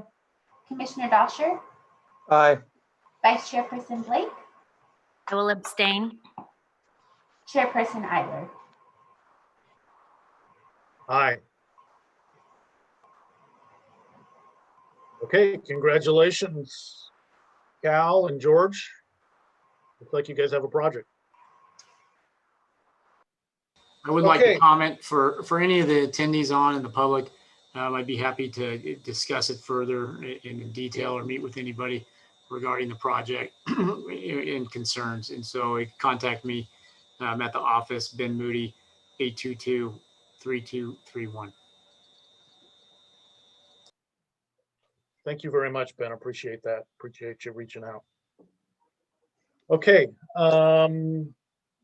You know what? We've been going here. What time is it? 7:30? I don't know. I know any of us can get up at any time and probably take a quick break.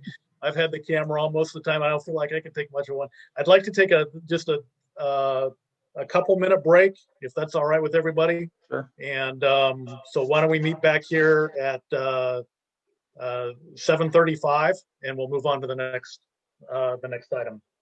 Sounds good, Dale. Thank you. Thank you. Really. Okay. Let's average the two. We'll go ahead and get started. The next item on our agenda is, hold it, let me get back to it. Oh, not good. What did I do? Oh, there it is. Okay. Item number 6, public hearing to consider tentative subdivision map 20-06, Dunn Ranch Estates, which will divide a 19.17 acre parcel into 68 single-family residential lots and 5 office commercial lots. The property is located on the southeast corner of Royal Ranchero Drive and Monroe Road. And Ben, take it away. So Dennis is going to lead the presentation for us. So Dennis, you're up. Yeah, thank you, Ben. Thank you, Mr. Chairman, members of the commission. This next project is Dunn Ranch Estates subdivision.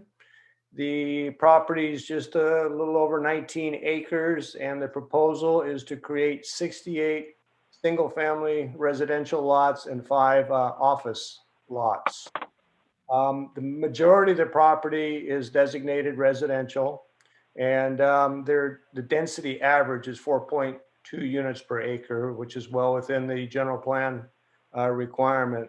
Then the remaining almost 3 acres is designated in the general plan as office park, and that's what they are proposing. You can see the location of the property. It's outlined in yellow on your screen. On the south end is the Colusa Highway Frontage Road. North end is Monroe Road, and then along the west side of the property is Royal Ranchero Road. It's missing the corner. That is an existing church located at that site. And before we leave this slide, it's a good slide to also show the neighboring uses. You can see on the west and north side, existing single-family residential development. Along the east side, you see a vacant strip. There's an approved tentative subdivision map there, single-family residential there, that we would assume that will be built with homes probably in the not too distant future.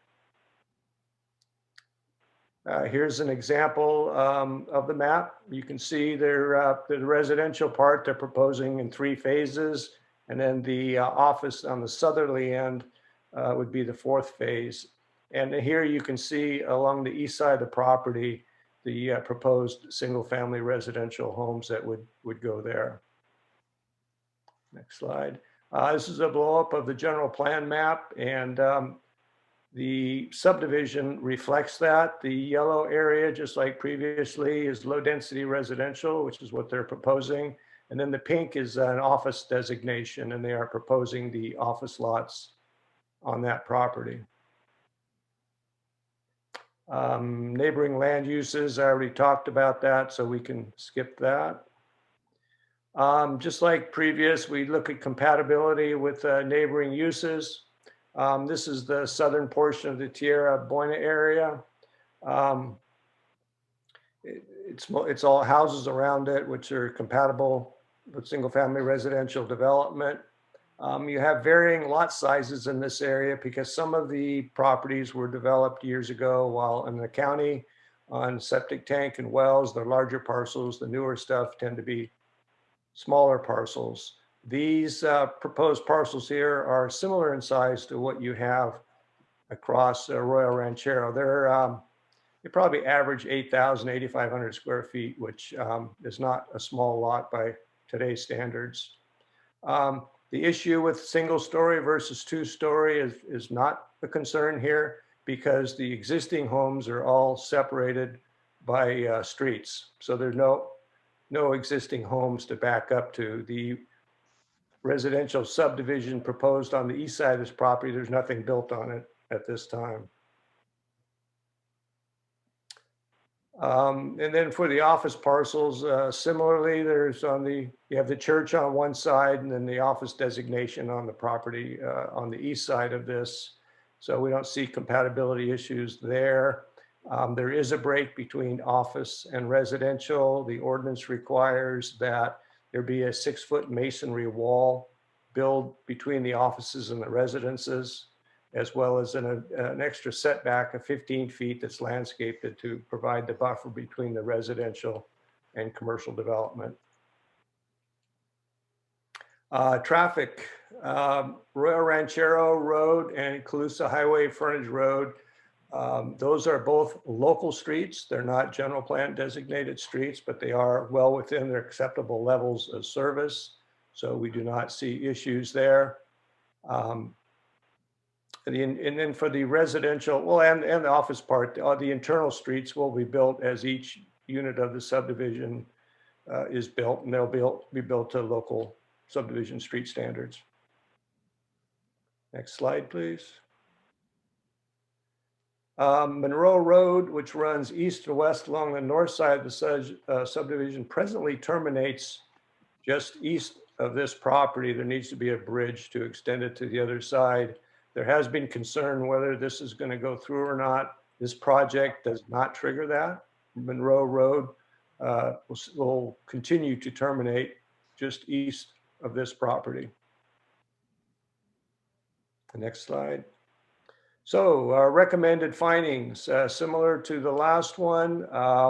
There was an initial study prepared for the project, recommended for mitigated negative declaration, concluding that approval of the map with the conditions and mitigation measures, there will not be significant environmental impacts. And then the findings that's required by local ordinance, the 8 findings, You cannot make those findings, so you can approve this map. And then the floodplain management finding is properties not in the floodplain, and so that is not a problem also. So the recommendation is following the public hearing and making the necessary findings to adopt a negative declaration for the project, recognizing that it will not create any significant impacts. And then the second part, approve the resolution to approve the map subject to the conditions of approval and mitigation measures. And with that, I'd be happy to answer any questions. Okay, why don't we go ahead and continue on? I believe Sean Menard, are you representing the developer at this point in time? If you have anything to add to the staff report. Yeah, this is Sean Menard with MHM Engineering, 1204 East Street, Marysville. Yes, MHM is working as the engineer of record for Interwest Homes on this project. Interwest Homes is developing phases or villages 1 and 2 shown on the tentative map. Villages 3 and 4 are being retained by the Dunn family. And so the Dunn family will be ultimately the developers of 3 and 4, or they'll be sold potentially to Interwest for the residential and 4 to someone else. But Interwest Homes will be developing 1 and 2. But we felt as a project, we elected to, and we talked to Mr. Dunn about including both properties all in one tentative map so you can see the big picture, see circulation. Some of the aspects of this map, such as the double cul-de-sac to prevent traffic from hitting the frontage road and directing more traffic to Western Parkway, was all reflected in this tentative map. So that's one. I just want to make it clear that Interwest Homes is doing villages 1 and 2. We worked with staff on the conditions of approval, and we're okay with all the conditions. We do want to point out a couple things. On condition 4, we talk about the solid perimeter wall, and that's the masonry block wall that'll be adjacent to the church and also adjacent to the future office park. We're okay with that condition, but there's it brought it to my attention when Dennis was doing his presentation, he kept on referring to it as a masonry wall.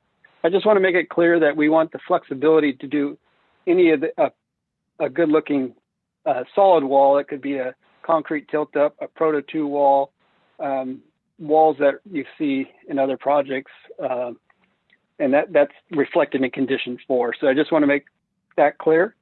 And then also in condition 21, it talks about a detention pond. And it kind of the reason why they had this condition when it was being developed is at the time, no one was sure if we didn't have the drainage study turned in. Since that time, these were developed. MHM provided a drainage study to staff to show that this project, by oversizing pipes and doing on-site storage on each lot, which is required by the state law now, that we're able to meet the criteria, not only of the city criteria, but this project has some special conditions set by the county of Sutter because it goes into the Live Oak Canal, that we also meet that requirement. So there will be no detention pond, and we provided a drainage study to reflect that. So the way the lots are shown here will be the way we move forward. One other thing we'd like to clarify is when we presented the conditions, we have 2 options for curb and gutter, attached and detached. Interwest Homes is moving forward in electing to do the attached sidewalk internal to the subdivision and on Monroe. Monroe is already attached sidewalk anyways to match the north side of the road. But Royal Ranchero will remain detached sidewalk. We felt that road's a little busier, wanted a little bit more space away from the pedestrians from the main roadway. But all the internal stuff will be designed with attached sidewalk. The conditions allow both, and we're okay with that. But I just wanted to point out what we're actually, Interwest is elected to move forward with improvement plans. Their goal is to actually break ground this year. They want to have hopefully be able to start marketing homes towards the end of this year. So they're on a fast track, and this project's ready to go. And this Public Works will probably see improvement plans in the next, if we're successful tonight, see improvement plans in the next week or two. So if you have any other questions on, the size of the lots or any of those type of aspects, drainage, sewer, water, I'm here to answer those questions for you. And also, if any other people bring up questions or public, I'd like to answer those at the end of the public hearing process.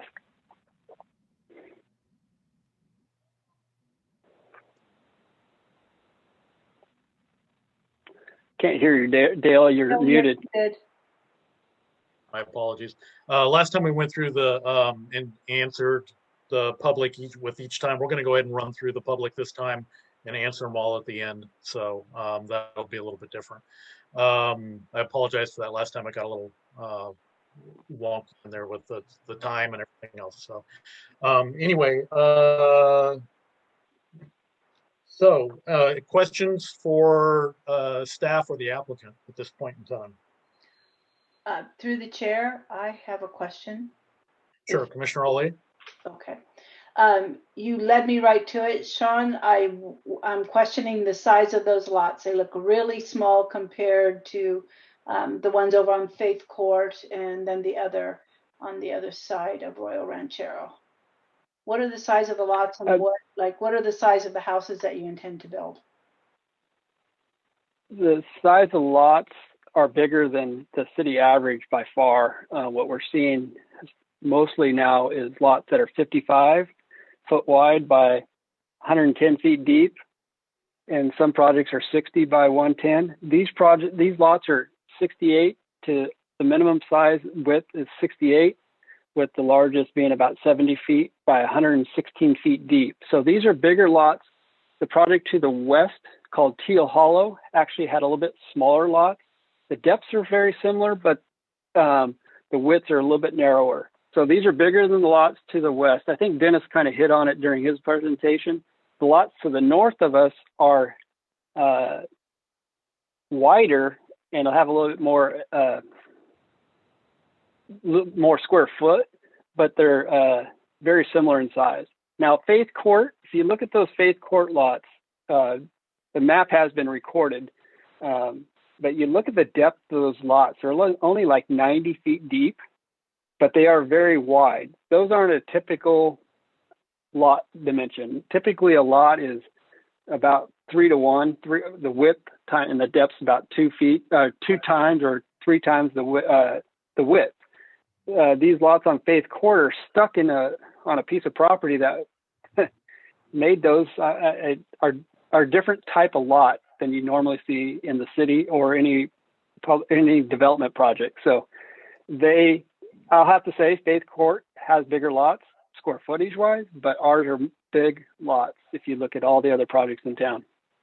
Okay, so granted, the one you approved earlier today had some bigger lots, but that's not typical. yeah, I understand that's not typical, but it was kind of refreshing. But how many lots do you have per acre? That would help my simple brain understand this better. All right, it's listed on the table that there. The 2 Inner West projects, villages 1 and 2, have about if you average the 2 together, about 4.1 dwelling units per acre. Okay. Most projects in Yuba City, that we're working on now are running around 4.5 to some up to 5, but most are running around 4.5 dwelling units per acre. So these are, like I said, a little bit bigger lots than you normally see.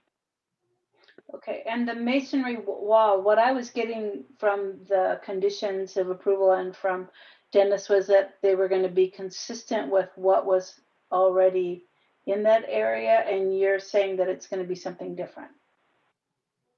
No, actually, I was just saying that some of the other, for instance, the KB project, which is just down the street, that has the block wall adjacent to the road, that's actually a Proto 2 wall. It's a pre-stressed concrete wall. It looks just like a masonry block wall. There is other things, walls that look good. again, these walls that we have between the residential and the church, or the residential and the office park, are not ones that are adjacent to roads. And there's actually none in this actual subdivision or in this particular area, except over on Western Parkway. But yeah, they'll look and feel the same, but they may be constructed out of different material. Okay, thank you. Thank you for the clarification. Okay. That's it for me right now, Dale. Okay, thank you. Commissioner Shannon.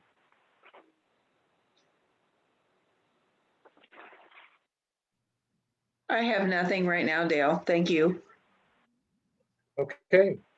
Commissioner Adams. Hi, thank you, Sean, for the complete review of the process and your conditions of approval details. I don't have any further questions. Thank you. Okay, Commissioner Blake. Thank you for the thorough report. No questions? Okay, did I get everybody? I know I hopped around a little bit. No, I'm fine. No Okay. further questions.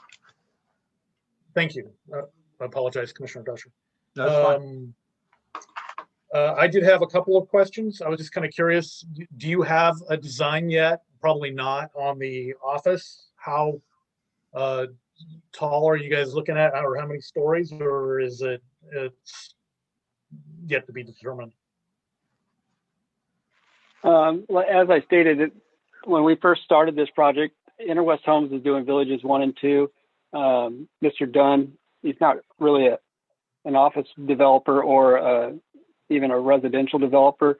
So we did it per the zoning, and there is no plan or model or planned, project at this time. So whatever it goes there will meet county, or not county, the city's requirement at the time they do develop. Okay. One of the questions I had a chance to speak with I'm blanking his name. John, Commissioner John. Commissioner Schaefer, he had I thought a good question. Is the city upfronting any of the infrastructure fees until later phases are completed? And if so, would those fees be well, are they, I guess is the question, are they upfronting any fees that would be paid later by the developer with future phases? And I guess if so, then is there a bond or something in place to cover those? I'm not aware of anything that we're understanding will pay the whatever the impact fees in place at the time of our pulling the building permits, and we'll be doing the road improvements standard. We may elect to do what they call bold or skip, which is a financing project mechanism, but at this time there'll be no deferrable, or unless you want to make a condition that you'll defer some stuff. But right now we haven't asked that. Okay, no, absolutely not. Ben, was there anything in your mind that?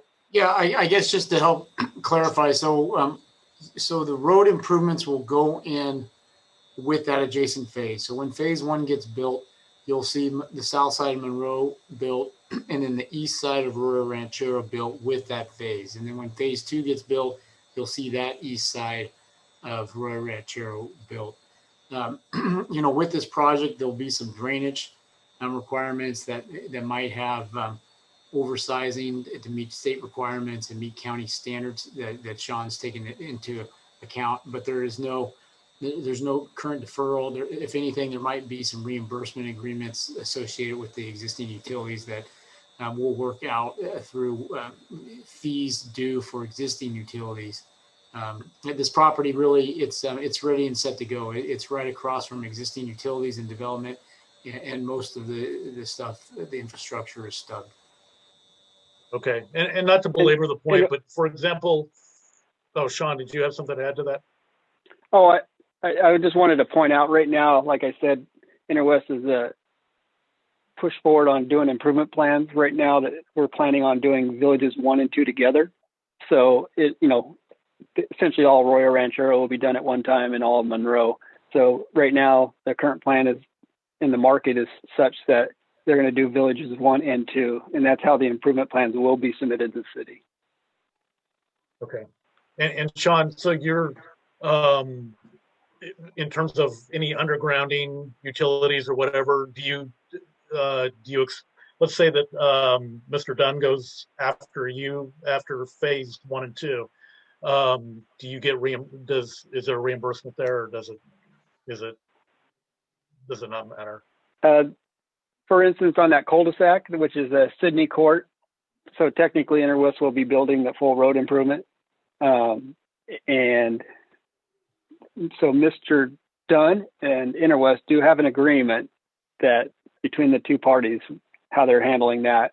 But technically the city, Interwest builds that cul-de-sac.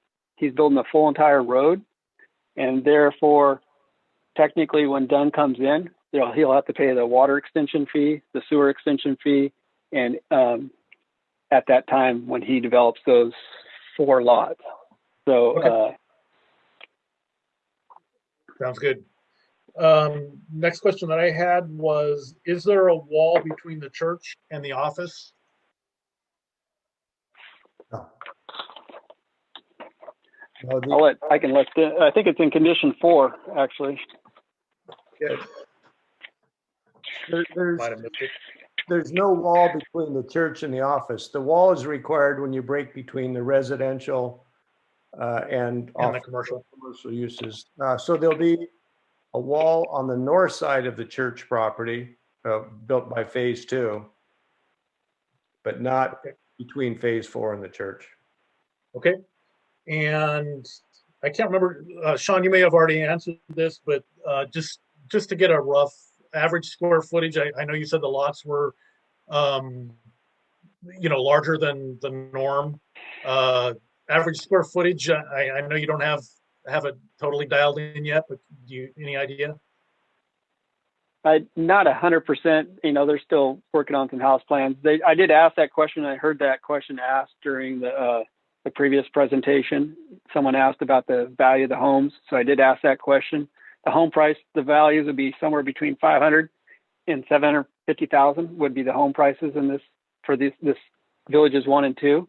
And the size of the homes, based on what I know of the project they're doing and the house plans are trying to, the Valencia subdivision as one model, and then the Domain Estates. So they're going to probably average somewhere between 2,000 and 2,500, maybe some bigger ones here and there, but I don't have the exact data, but I did ask the range in prices. Okay, all right. So that was all of my questions. Any other questions for staff and or Sean at this point in time, and then after which we'll open it up for the public.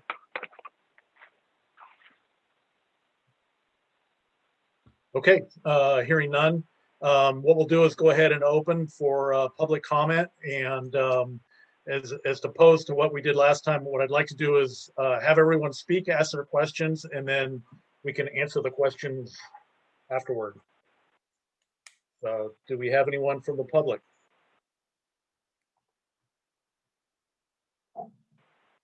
So I have received a couple correspondences that I'll read into record if there's no, once the public comment is done. Okay. We do have one hand raised part for of the comment. public comment. Pardon? Sorry, there is one person that would like to speak. Okay, go ahead. If you could state your name and address. Tim Nicholson and Helen Jackson, 3209 Monroe Road, right at the corner of Granite and Monroe. We've talked to Royce Dunn over the years, 22 years or so, and he's always said, oh, if I ever build houses, they'll be just like yours. Well, if you look at the map, there's 9 of theirs to 5 of ours, and the same way with Faith Court, there's 5 houses to 9 of or 10 of theirs. And so they're going to stick out like a sore thumb, and it's not across Royal Ranchero where they have smaller lots. It's going to be all in the same piece of property. And so we're concerned about that many houses being right across from our front door. And also 8 o'clock in the morning, if you've ever been to George Washington and the frontage road, it takes 2 and sometimes 3 or more lights to get out of here. And you're going to add another 130 to 60 cars in here. We're going to have a super big bottleneck. The school and the church are right there at that corner. Okay. All right, Tim. You have Any other questions?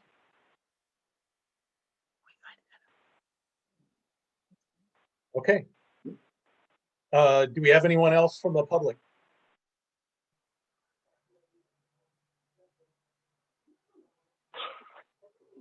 Doesn't sound like it. No other requests. Okay. Ben or Dennis, do you care to address the traffic question? I guess before the public comment period is finished, I want to read this into the record from received yesterday. Oh, sure. So a comment letter was received from a neighbor, from Christopher Brown, a resident of Yuba City. His comments related to tentative subdivision map 20-06. Thank you for the opportunity to comment on the MND and tentative subdivision for the above project. I have the following comments at this time. Project description. The project identifies office commercial lots.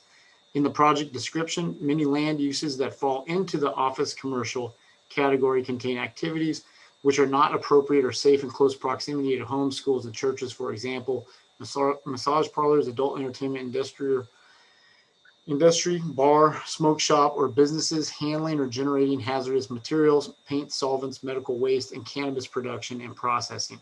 What types of activities will be allowed without further city review in the office commercial project area? Will there be limits on hours of operation and outdoor noise? Lack of parks in the project area. There are no parks in the project area. According to 3.11.4 Dunn Ranch MND, this project will complete the office residential nature of this area, thus foreclosing the opportunity for any neighborhood parks. Approving this project without leaving identified room for parkland would appear to conflict with several items in the Yuba City General Plan, including 6.1-I-6, established dedication and reservation requirements for the development of landscape and dedicated open spaces, parkways, trail systems, and special community service facilities in new residential developments. Emphasis added. 6.1-I-16, place neighborhoods and community parks at the core of new neighborhoods. General Plan Figure 6.1 shows a need for a neighborhood park, which was never built near the project area. While the MND identifies the shortage of the parks, it states this is mitigated by paying a parks fee. This appears to be improper deferral of mitigation. See Sundstrom versus County of Mendocino, 202 Cal App 3D.296. There is no enforceable mechanism which will result in any park being built in the area to offset the impact of the housing. This can be seen by the city's failure to build any new parks in the area since the general plan was adopted in 2004, 17 years ago.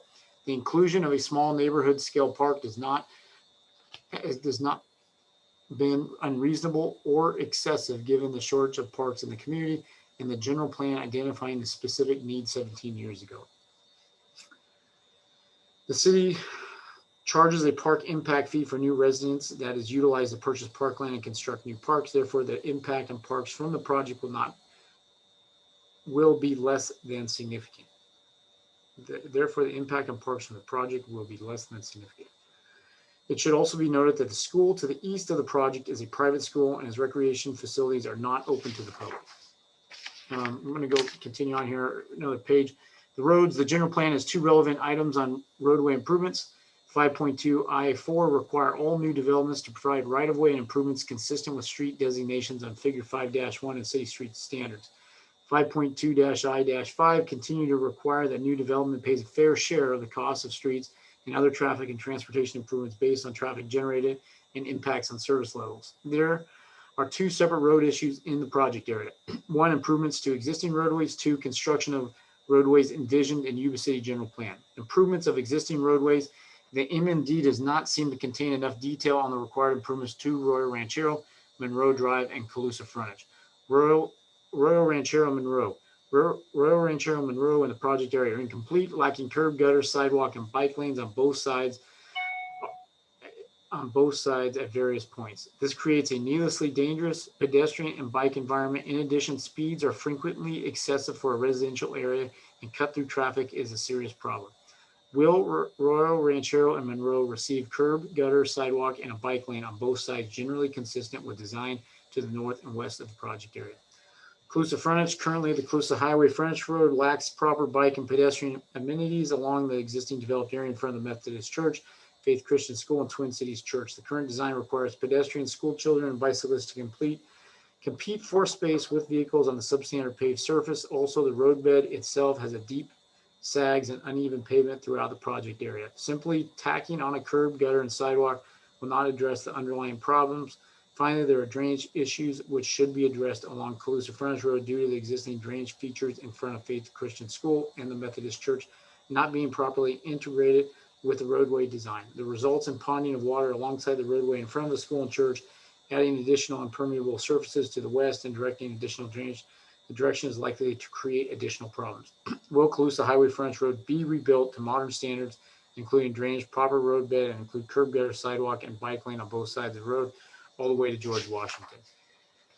Construction of roadways envisioned in the general plan. Monroe Drive, the bridge over the canal on Monroe Drive is substandard and closed to vehicle use. Completion of a proper bridge will help improve traffic flow in the area and was envisioned by the general plan.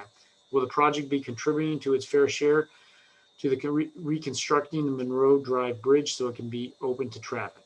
George Washington Boulevard extension, general plan figure 5.1 shows the extension of George Washington north of Highway 22, the city limit Pease Road.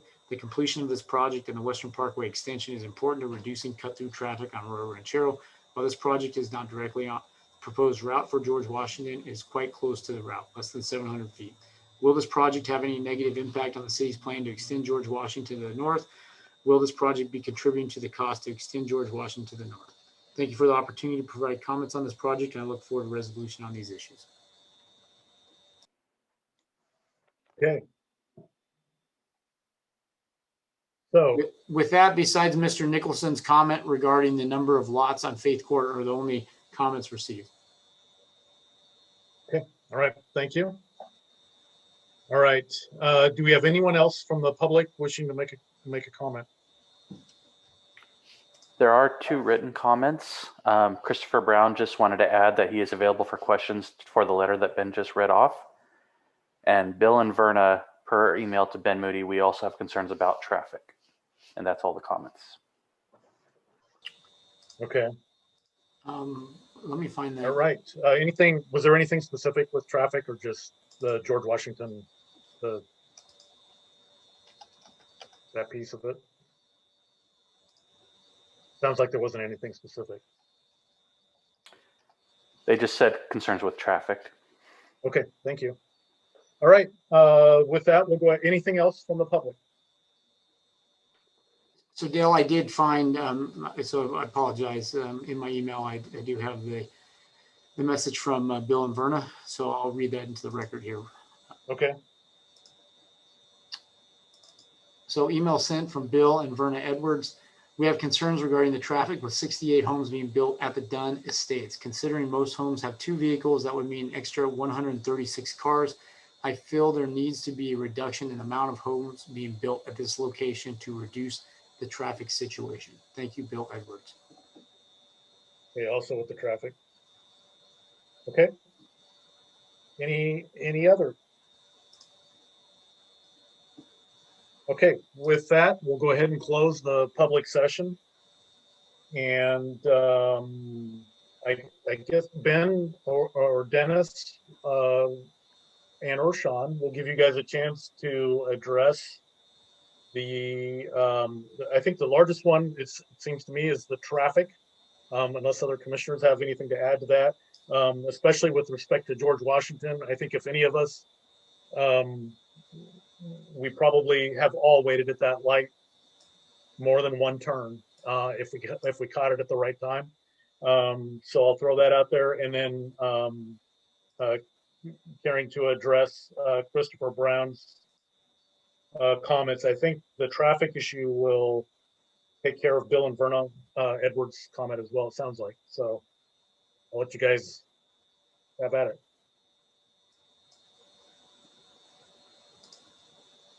Dale, through the chair, you want us just to jump in and ask questions? Is that what we're doing?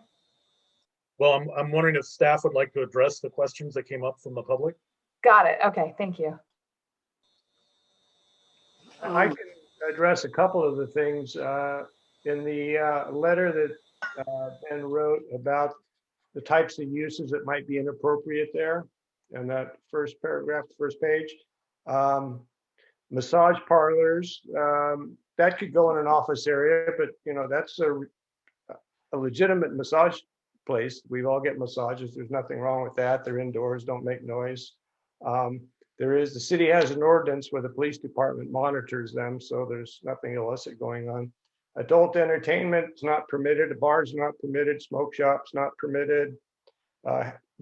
Handling or generating hazardous materials, I don't know what that would be, but that's typically not an office thing. Paints and solvents like gas stations or paint stores, they're not permitted. Medical waste, you could not put a medical waste collection facility in there. You could put doctors' offices, which generates some, but it's under very strict state standards.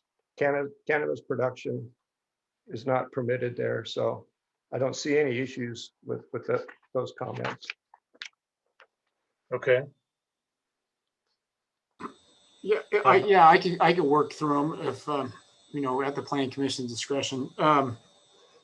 To start off with, Mr. Nicholson, regarding Faith Court lots, again, to take off from Sean's earlier expression, unfortunately that parcel is narrow, and so they're working with a wider lot. It's typically you would see them narrower and then deeper, and so that's a non-typical layout, and the boundary would be an interior boundary. So really, I don't think it's going to be visible for most residents going up and down Monroe Drive, noticing the difference between the two residences.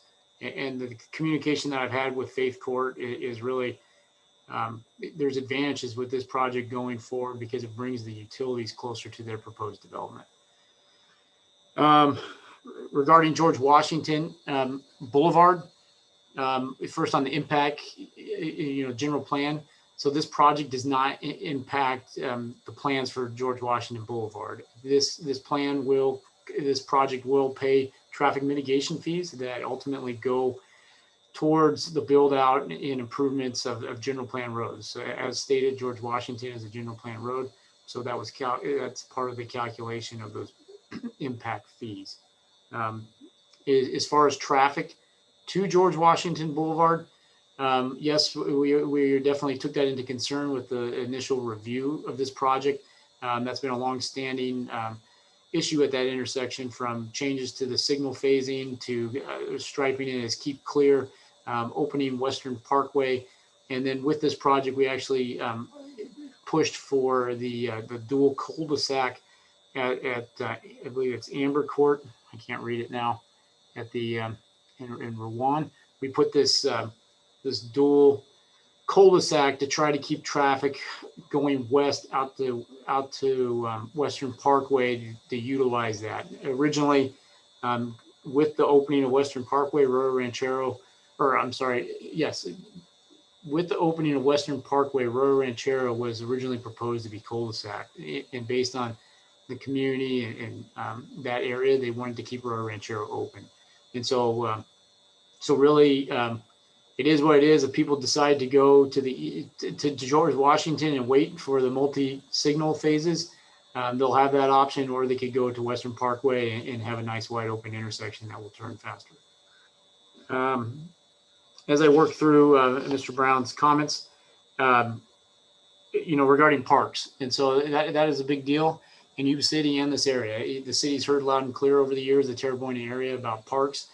Recently, the city's acquired a grant and is working to implement a regional park across from Walmart on Harder, so to the east of this project a little bit. And then additionally, just across the road, the old Stonegate sewer plant property. So I don't, Jaspreet, if you could flip to the aerial image.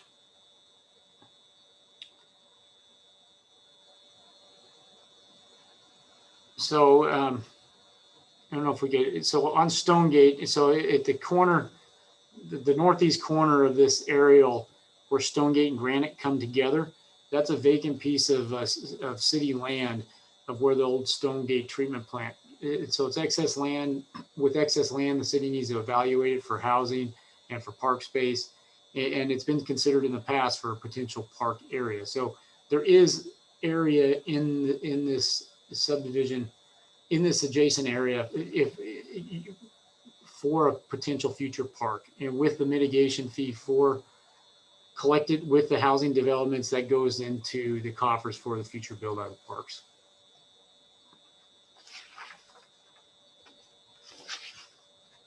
Regarding roads, the conditions of approval were written to specify the design of the roads for Monroe, Road Ranchero, and then the Closer Frontage Road. So Monroe and Road Ranchero, they're basically going to mirror the existing.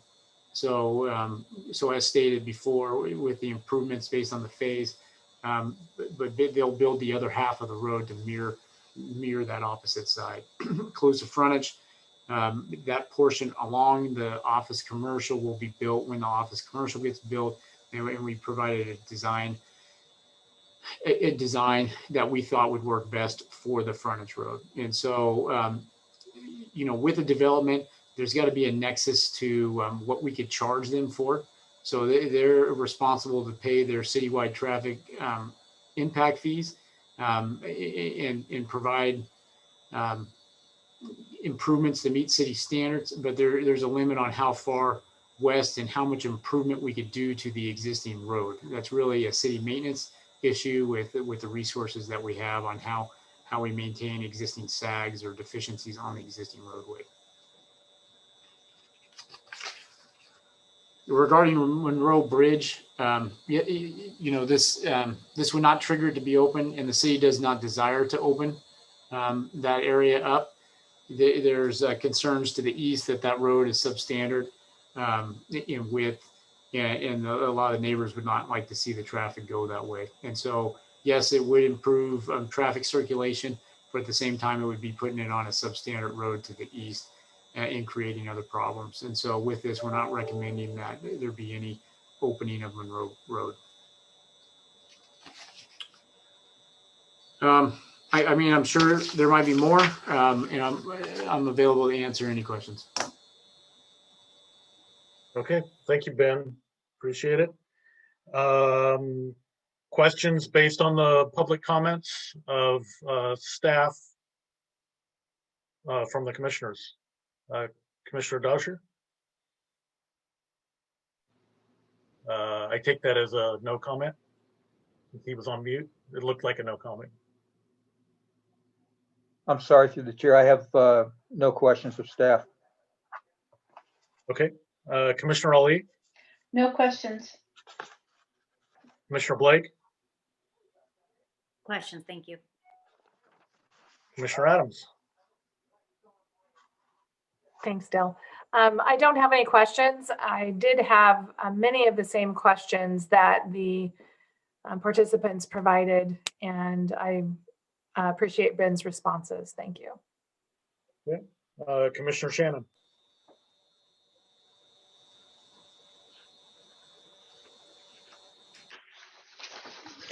Sorry, I have trouble unmuting.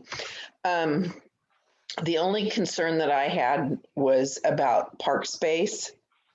And the question that I would have is on the Stonegate Granite potential, when would that decision be made that it would either be a yay or a nay, and how soon would that happen? Obviously, it would probably have to depend on a grant or whatever, but just kind of a projection that it might be within 5 years or 10 years, any of that. Can you shed any light on that, Ben? Yeah, I don't want to give any false expectations that that's going to be a park anytime soon, but it is excess city land, and so we're not taking up all of the excess land in that area, you know, based on the comment. And so really, if we had abundance of funds, we would love to add another park there. But in reality, it probably is based on a grant, based on, when we dispose that site.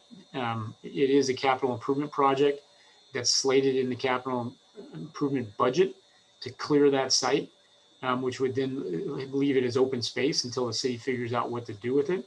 And so you have an active project that's budgeted to clear it, but there's not an active project to build a park. Well, it does concern me because this whole entire area, to the best of my knowledge, has, I can't even think of a park in the area. I know there's that long hiking trail, but other than that, is there a park anywhere nearby?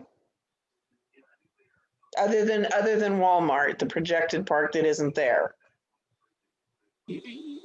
Yeah, I mean, I don't know if we could zoom out again, Jaspreet, but again, this goes back to a county development standard versus a city requirement. And so the majority of that area was developed in the county, larger lots, no park requirement. Now we're doing an infill development per se, and they're paying a traffic mitigation fee with that.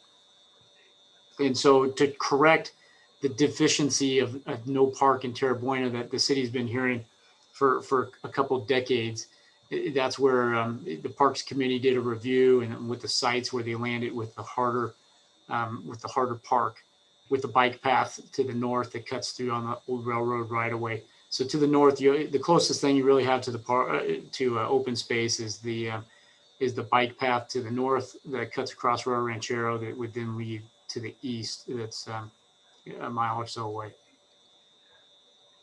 Okay, thank you. Okay. And my only comment is I'm going to come back to the traffic because I heard that from so many of the folks with input. So I just to sum it up, and Ben, please tell me if my summarization is correct, that Western Parkway is meant to alleviate the issues at George Washington. I guess apparently if someone finds that it's easier to go down to Western Parkway and get out versus waiting 3 or 4 turns at George Washington, then the traffic will begin to flow that way. Is that a correct assumption? Correct. Okay. All right. Okay. Any other comments, questions from the commissioners? Any motions from the commissioners? I guess to sum up, did anybody have any issues? Last time we had several issues that we bulleted and discussed a little bit more, but I just personally, I'm not seeing, as a commissioner, I'm not seeing anything. As a chair, maybe someone else saw some things that might be a difference. Through the chair. Yes. Commissioner Ollie. Yes, this is Commissioner Ollie. You mentioned, Ben, that the regional park has received the grant funding, which I believe that they've had that for a period of time. Is there a time frame with that? Because that's really going to be a gem in the community. Is there a time frame for that to start happening?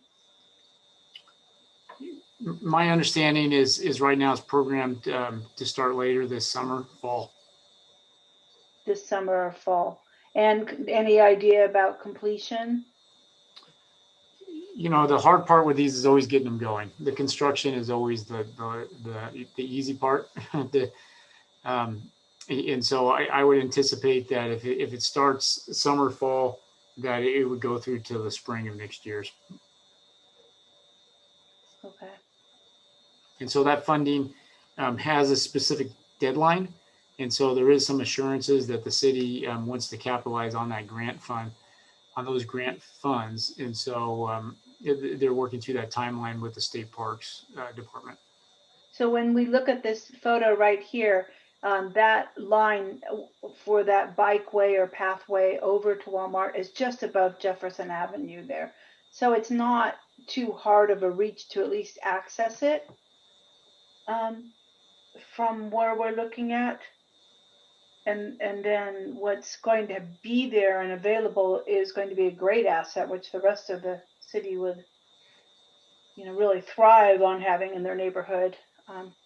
But I used to live in Tierra Buena, so I do have some compassion for what they're saying there about no parks. It's really, really a sad part of that whole area. Really glad to see that the regional park is going in. Thank you.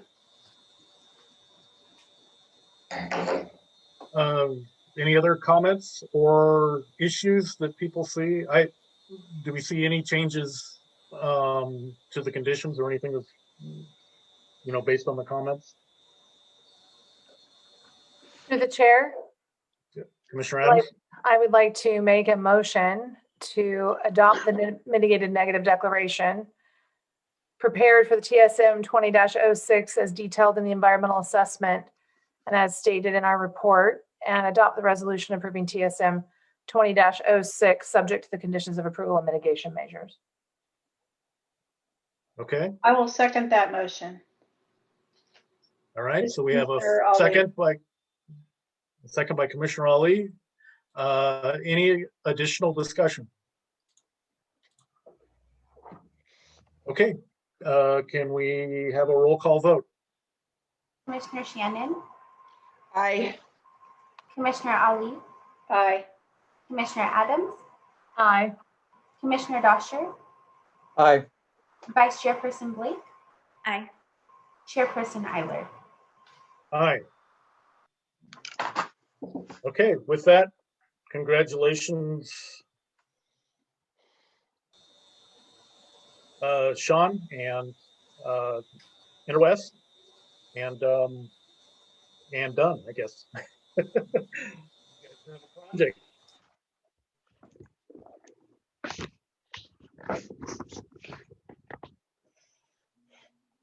All right.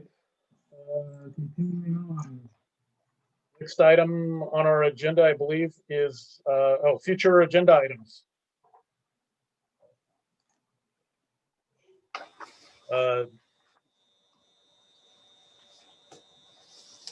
Let's see here. I'm trying to find my agenda. And so basically the future agenda item is that we're planning on canceling the February 10th, 2021 Planning Commission meeting. We're shooting for the second meeting in February, the February 24th meeting, and we'll keep you posted as we get a little closer to that to see if the packages come together. What are the projects that we're looking at?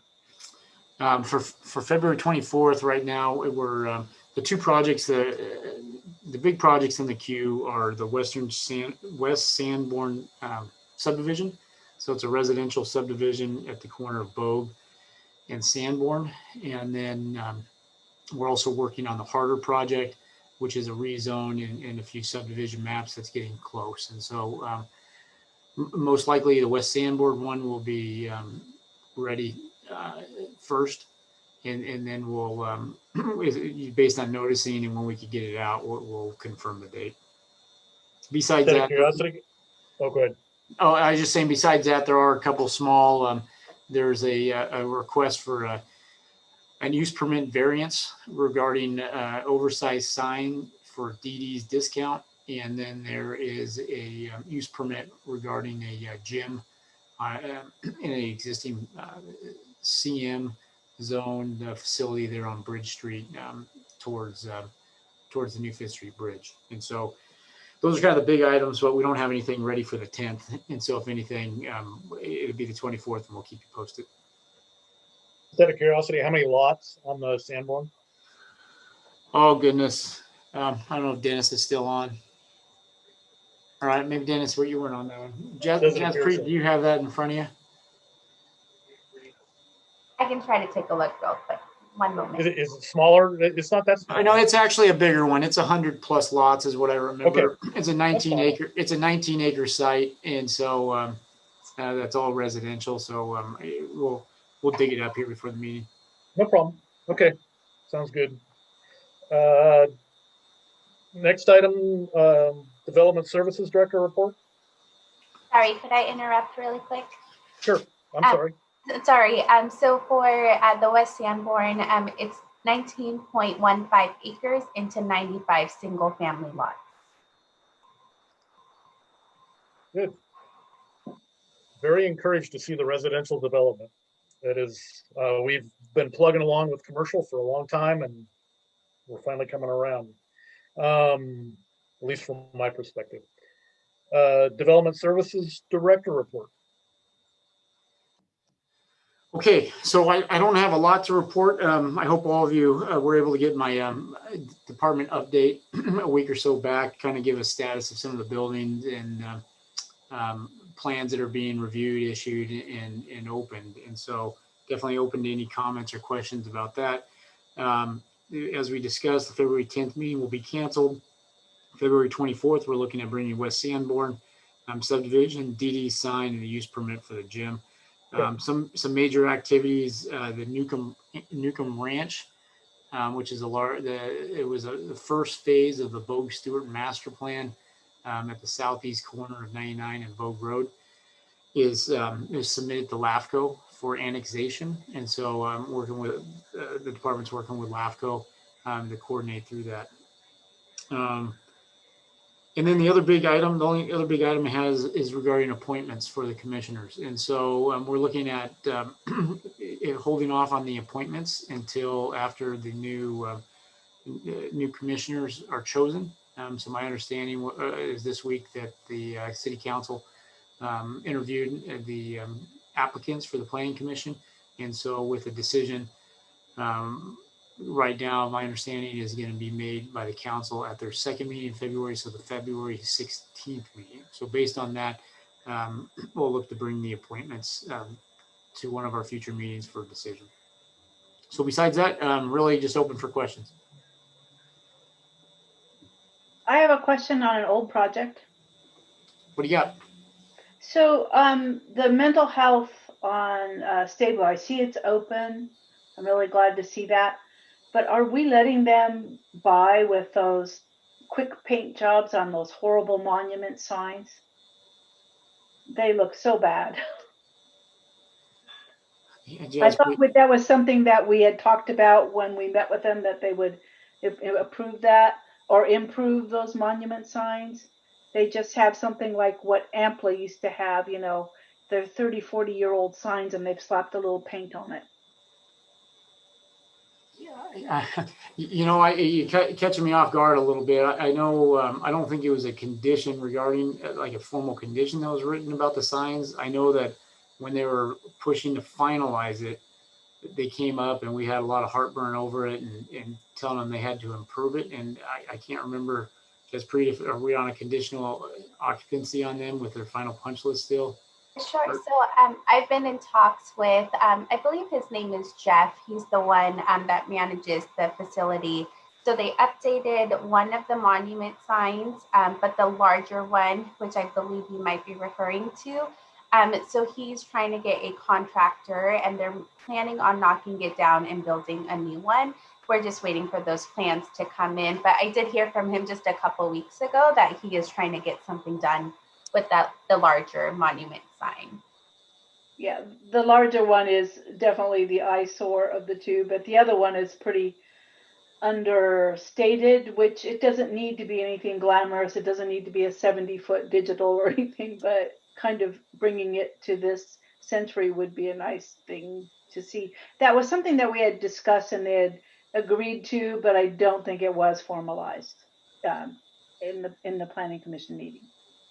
Yeah, I would definitely tell you, Jazz Preet's been turned into my sign guru, and there's been definitely a push on our part on any sign modifications. If they're non-conforming, we are pushing hard that they bring them up to a reasonable standard. That, you know, we've seen a lot of signs, from pole signs at gas stations to the T-Mobile signs, and so I would tell you that to me, it is important that I take the opportunity when they go to swap out the sign or do any improvements that, you know, I know that sometimes I can't get a total removal and replacement, but at the same time, they could put a, you know, brick facade or put some sort of paint that at least makes it look reasonable. You know, so we're working towards trying to find that balance with non-conforming use, but bring it up to speed. And so there's definitely been a push try to consistent push. So we keep beating at them to make them nicer across town.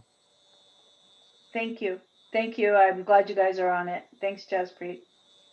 Okay. Any other questions on the development services report? Hi, Dal, through the chair. Yes, Commissioner Adams. Ben, is it possible to give us an update on where you're at in your conversations related to our wonderful taco place there on Bridge Street and the drive-through?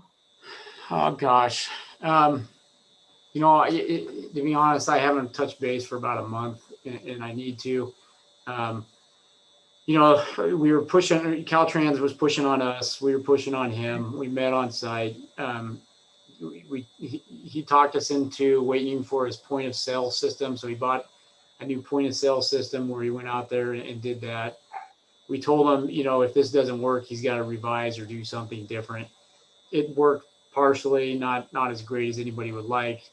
Then he contracted with Milestone to do a new driveway design layout that they've circulated to us.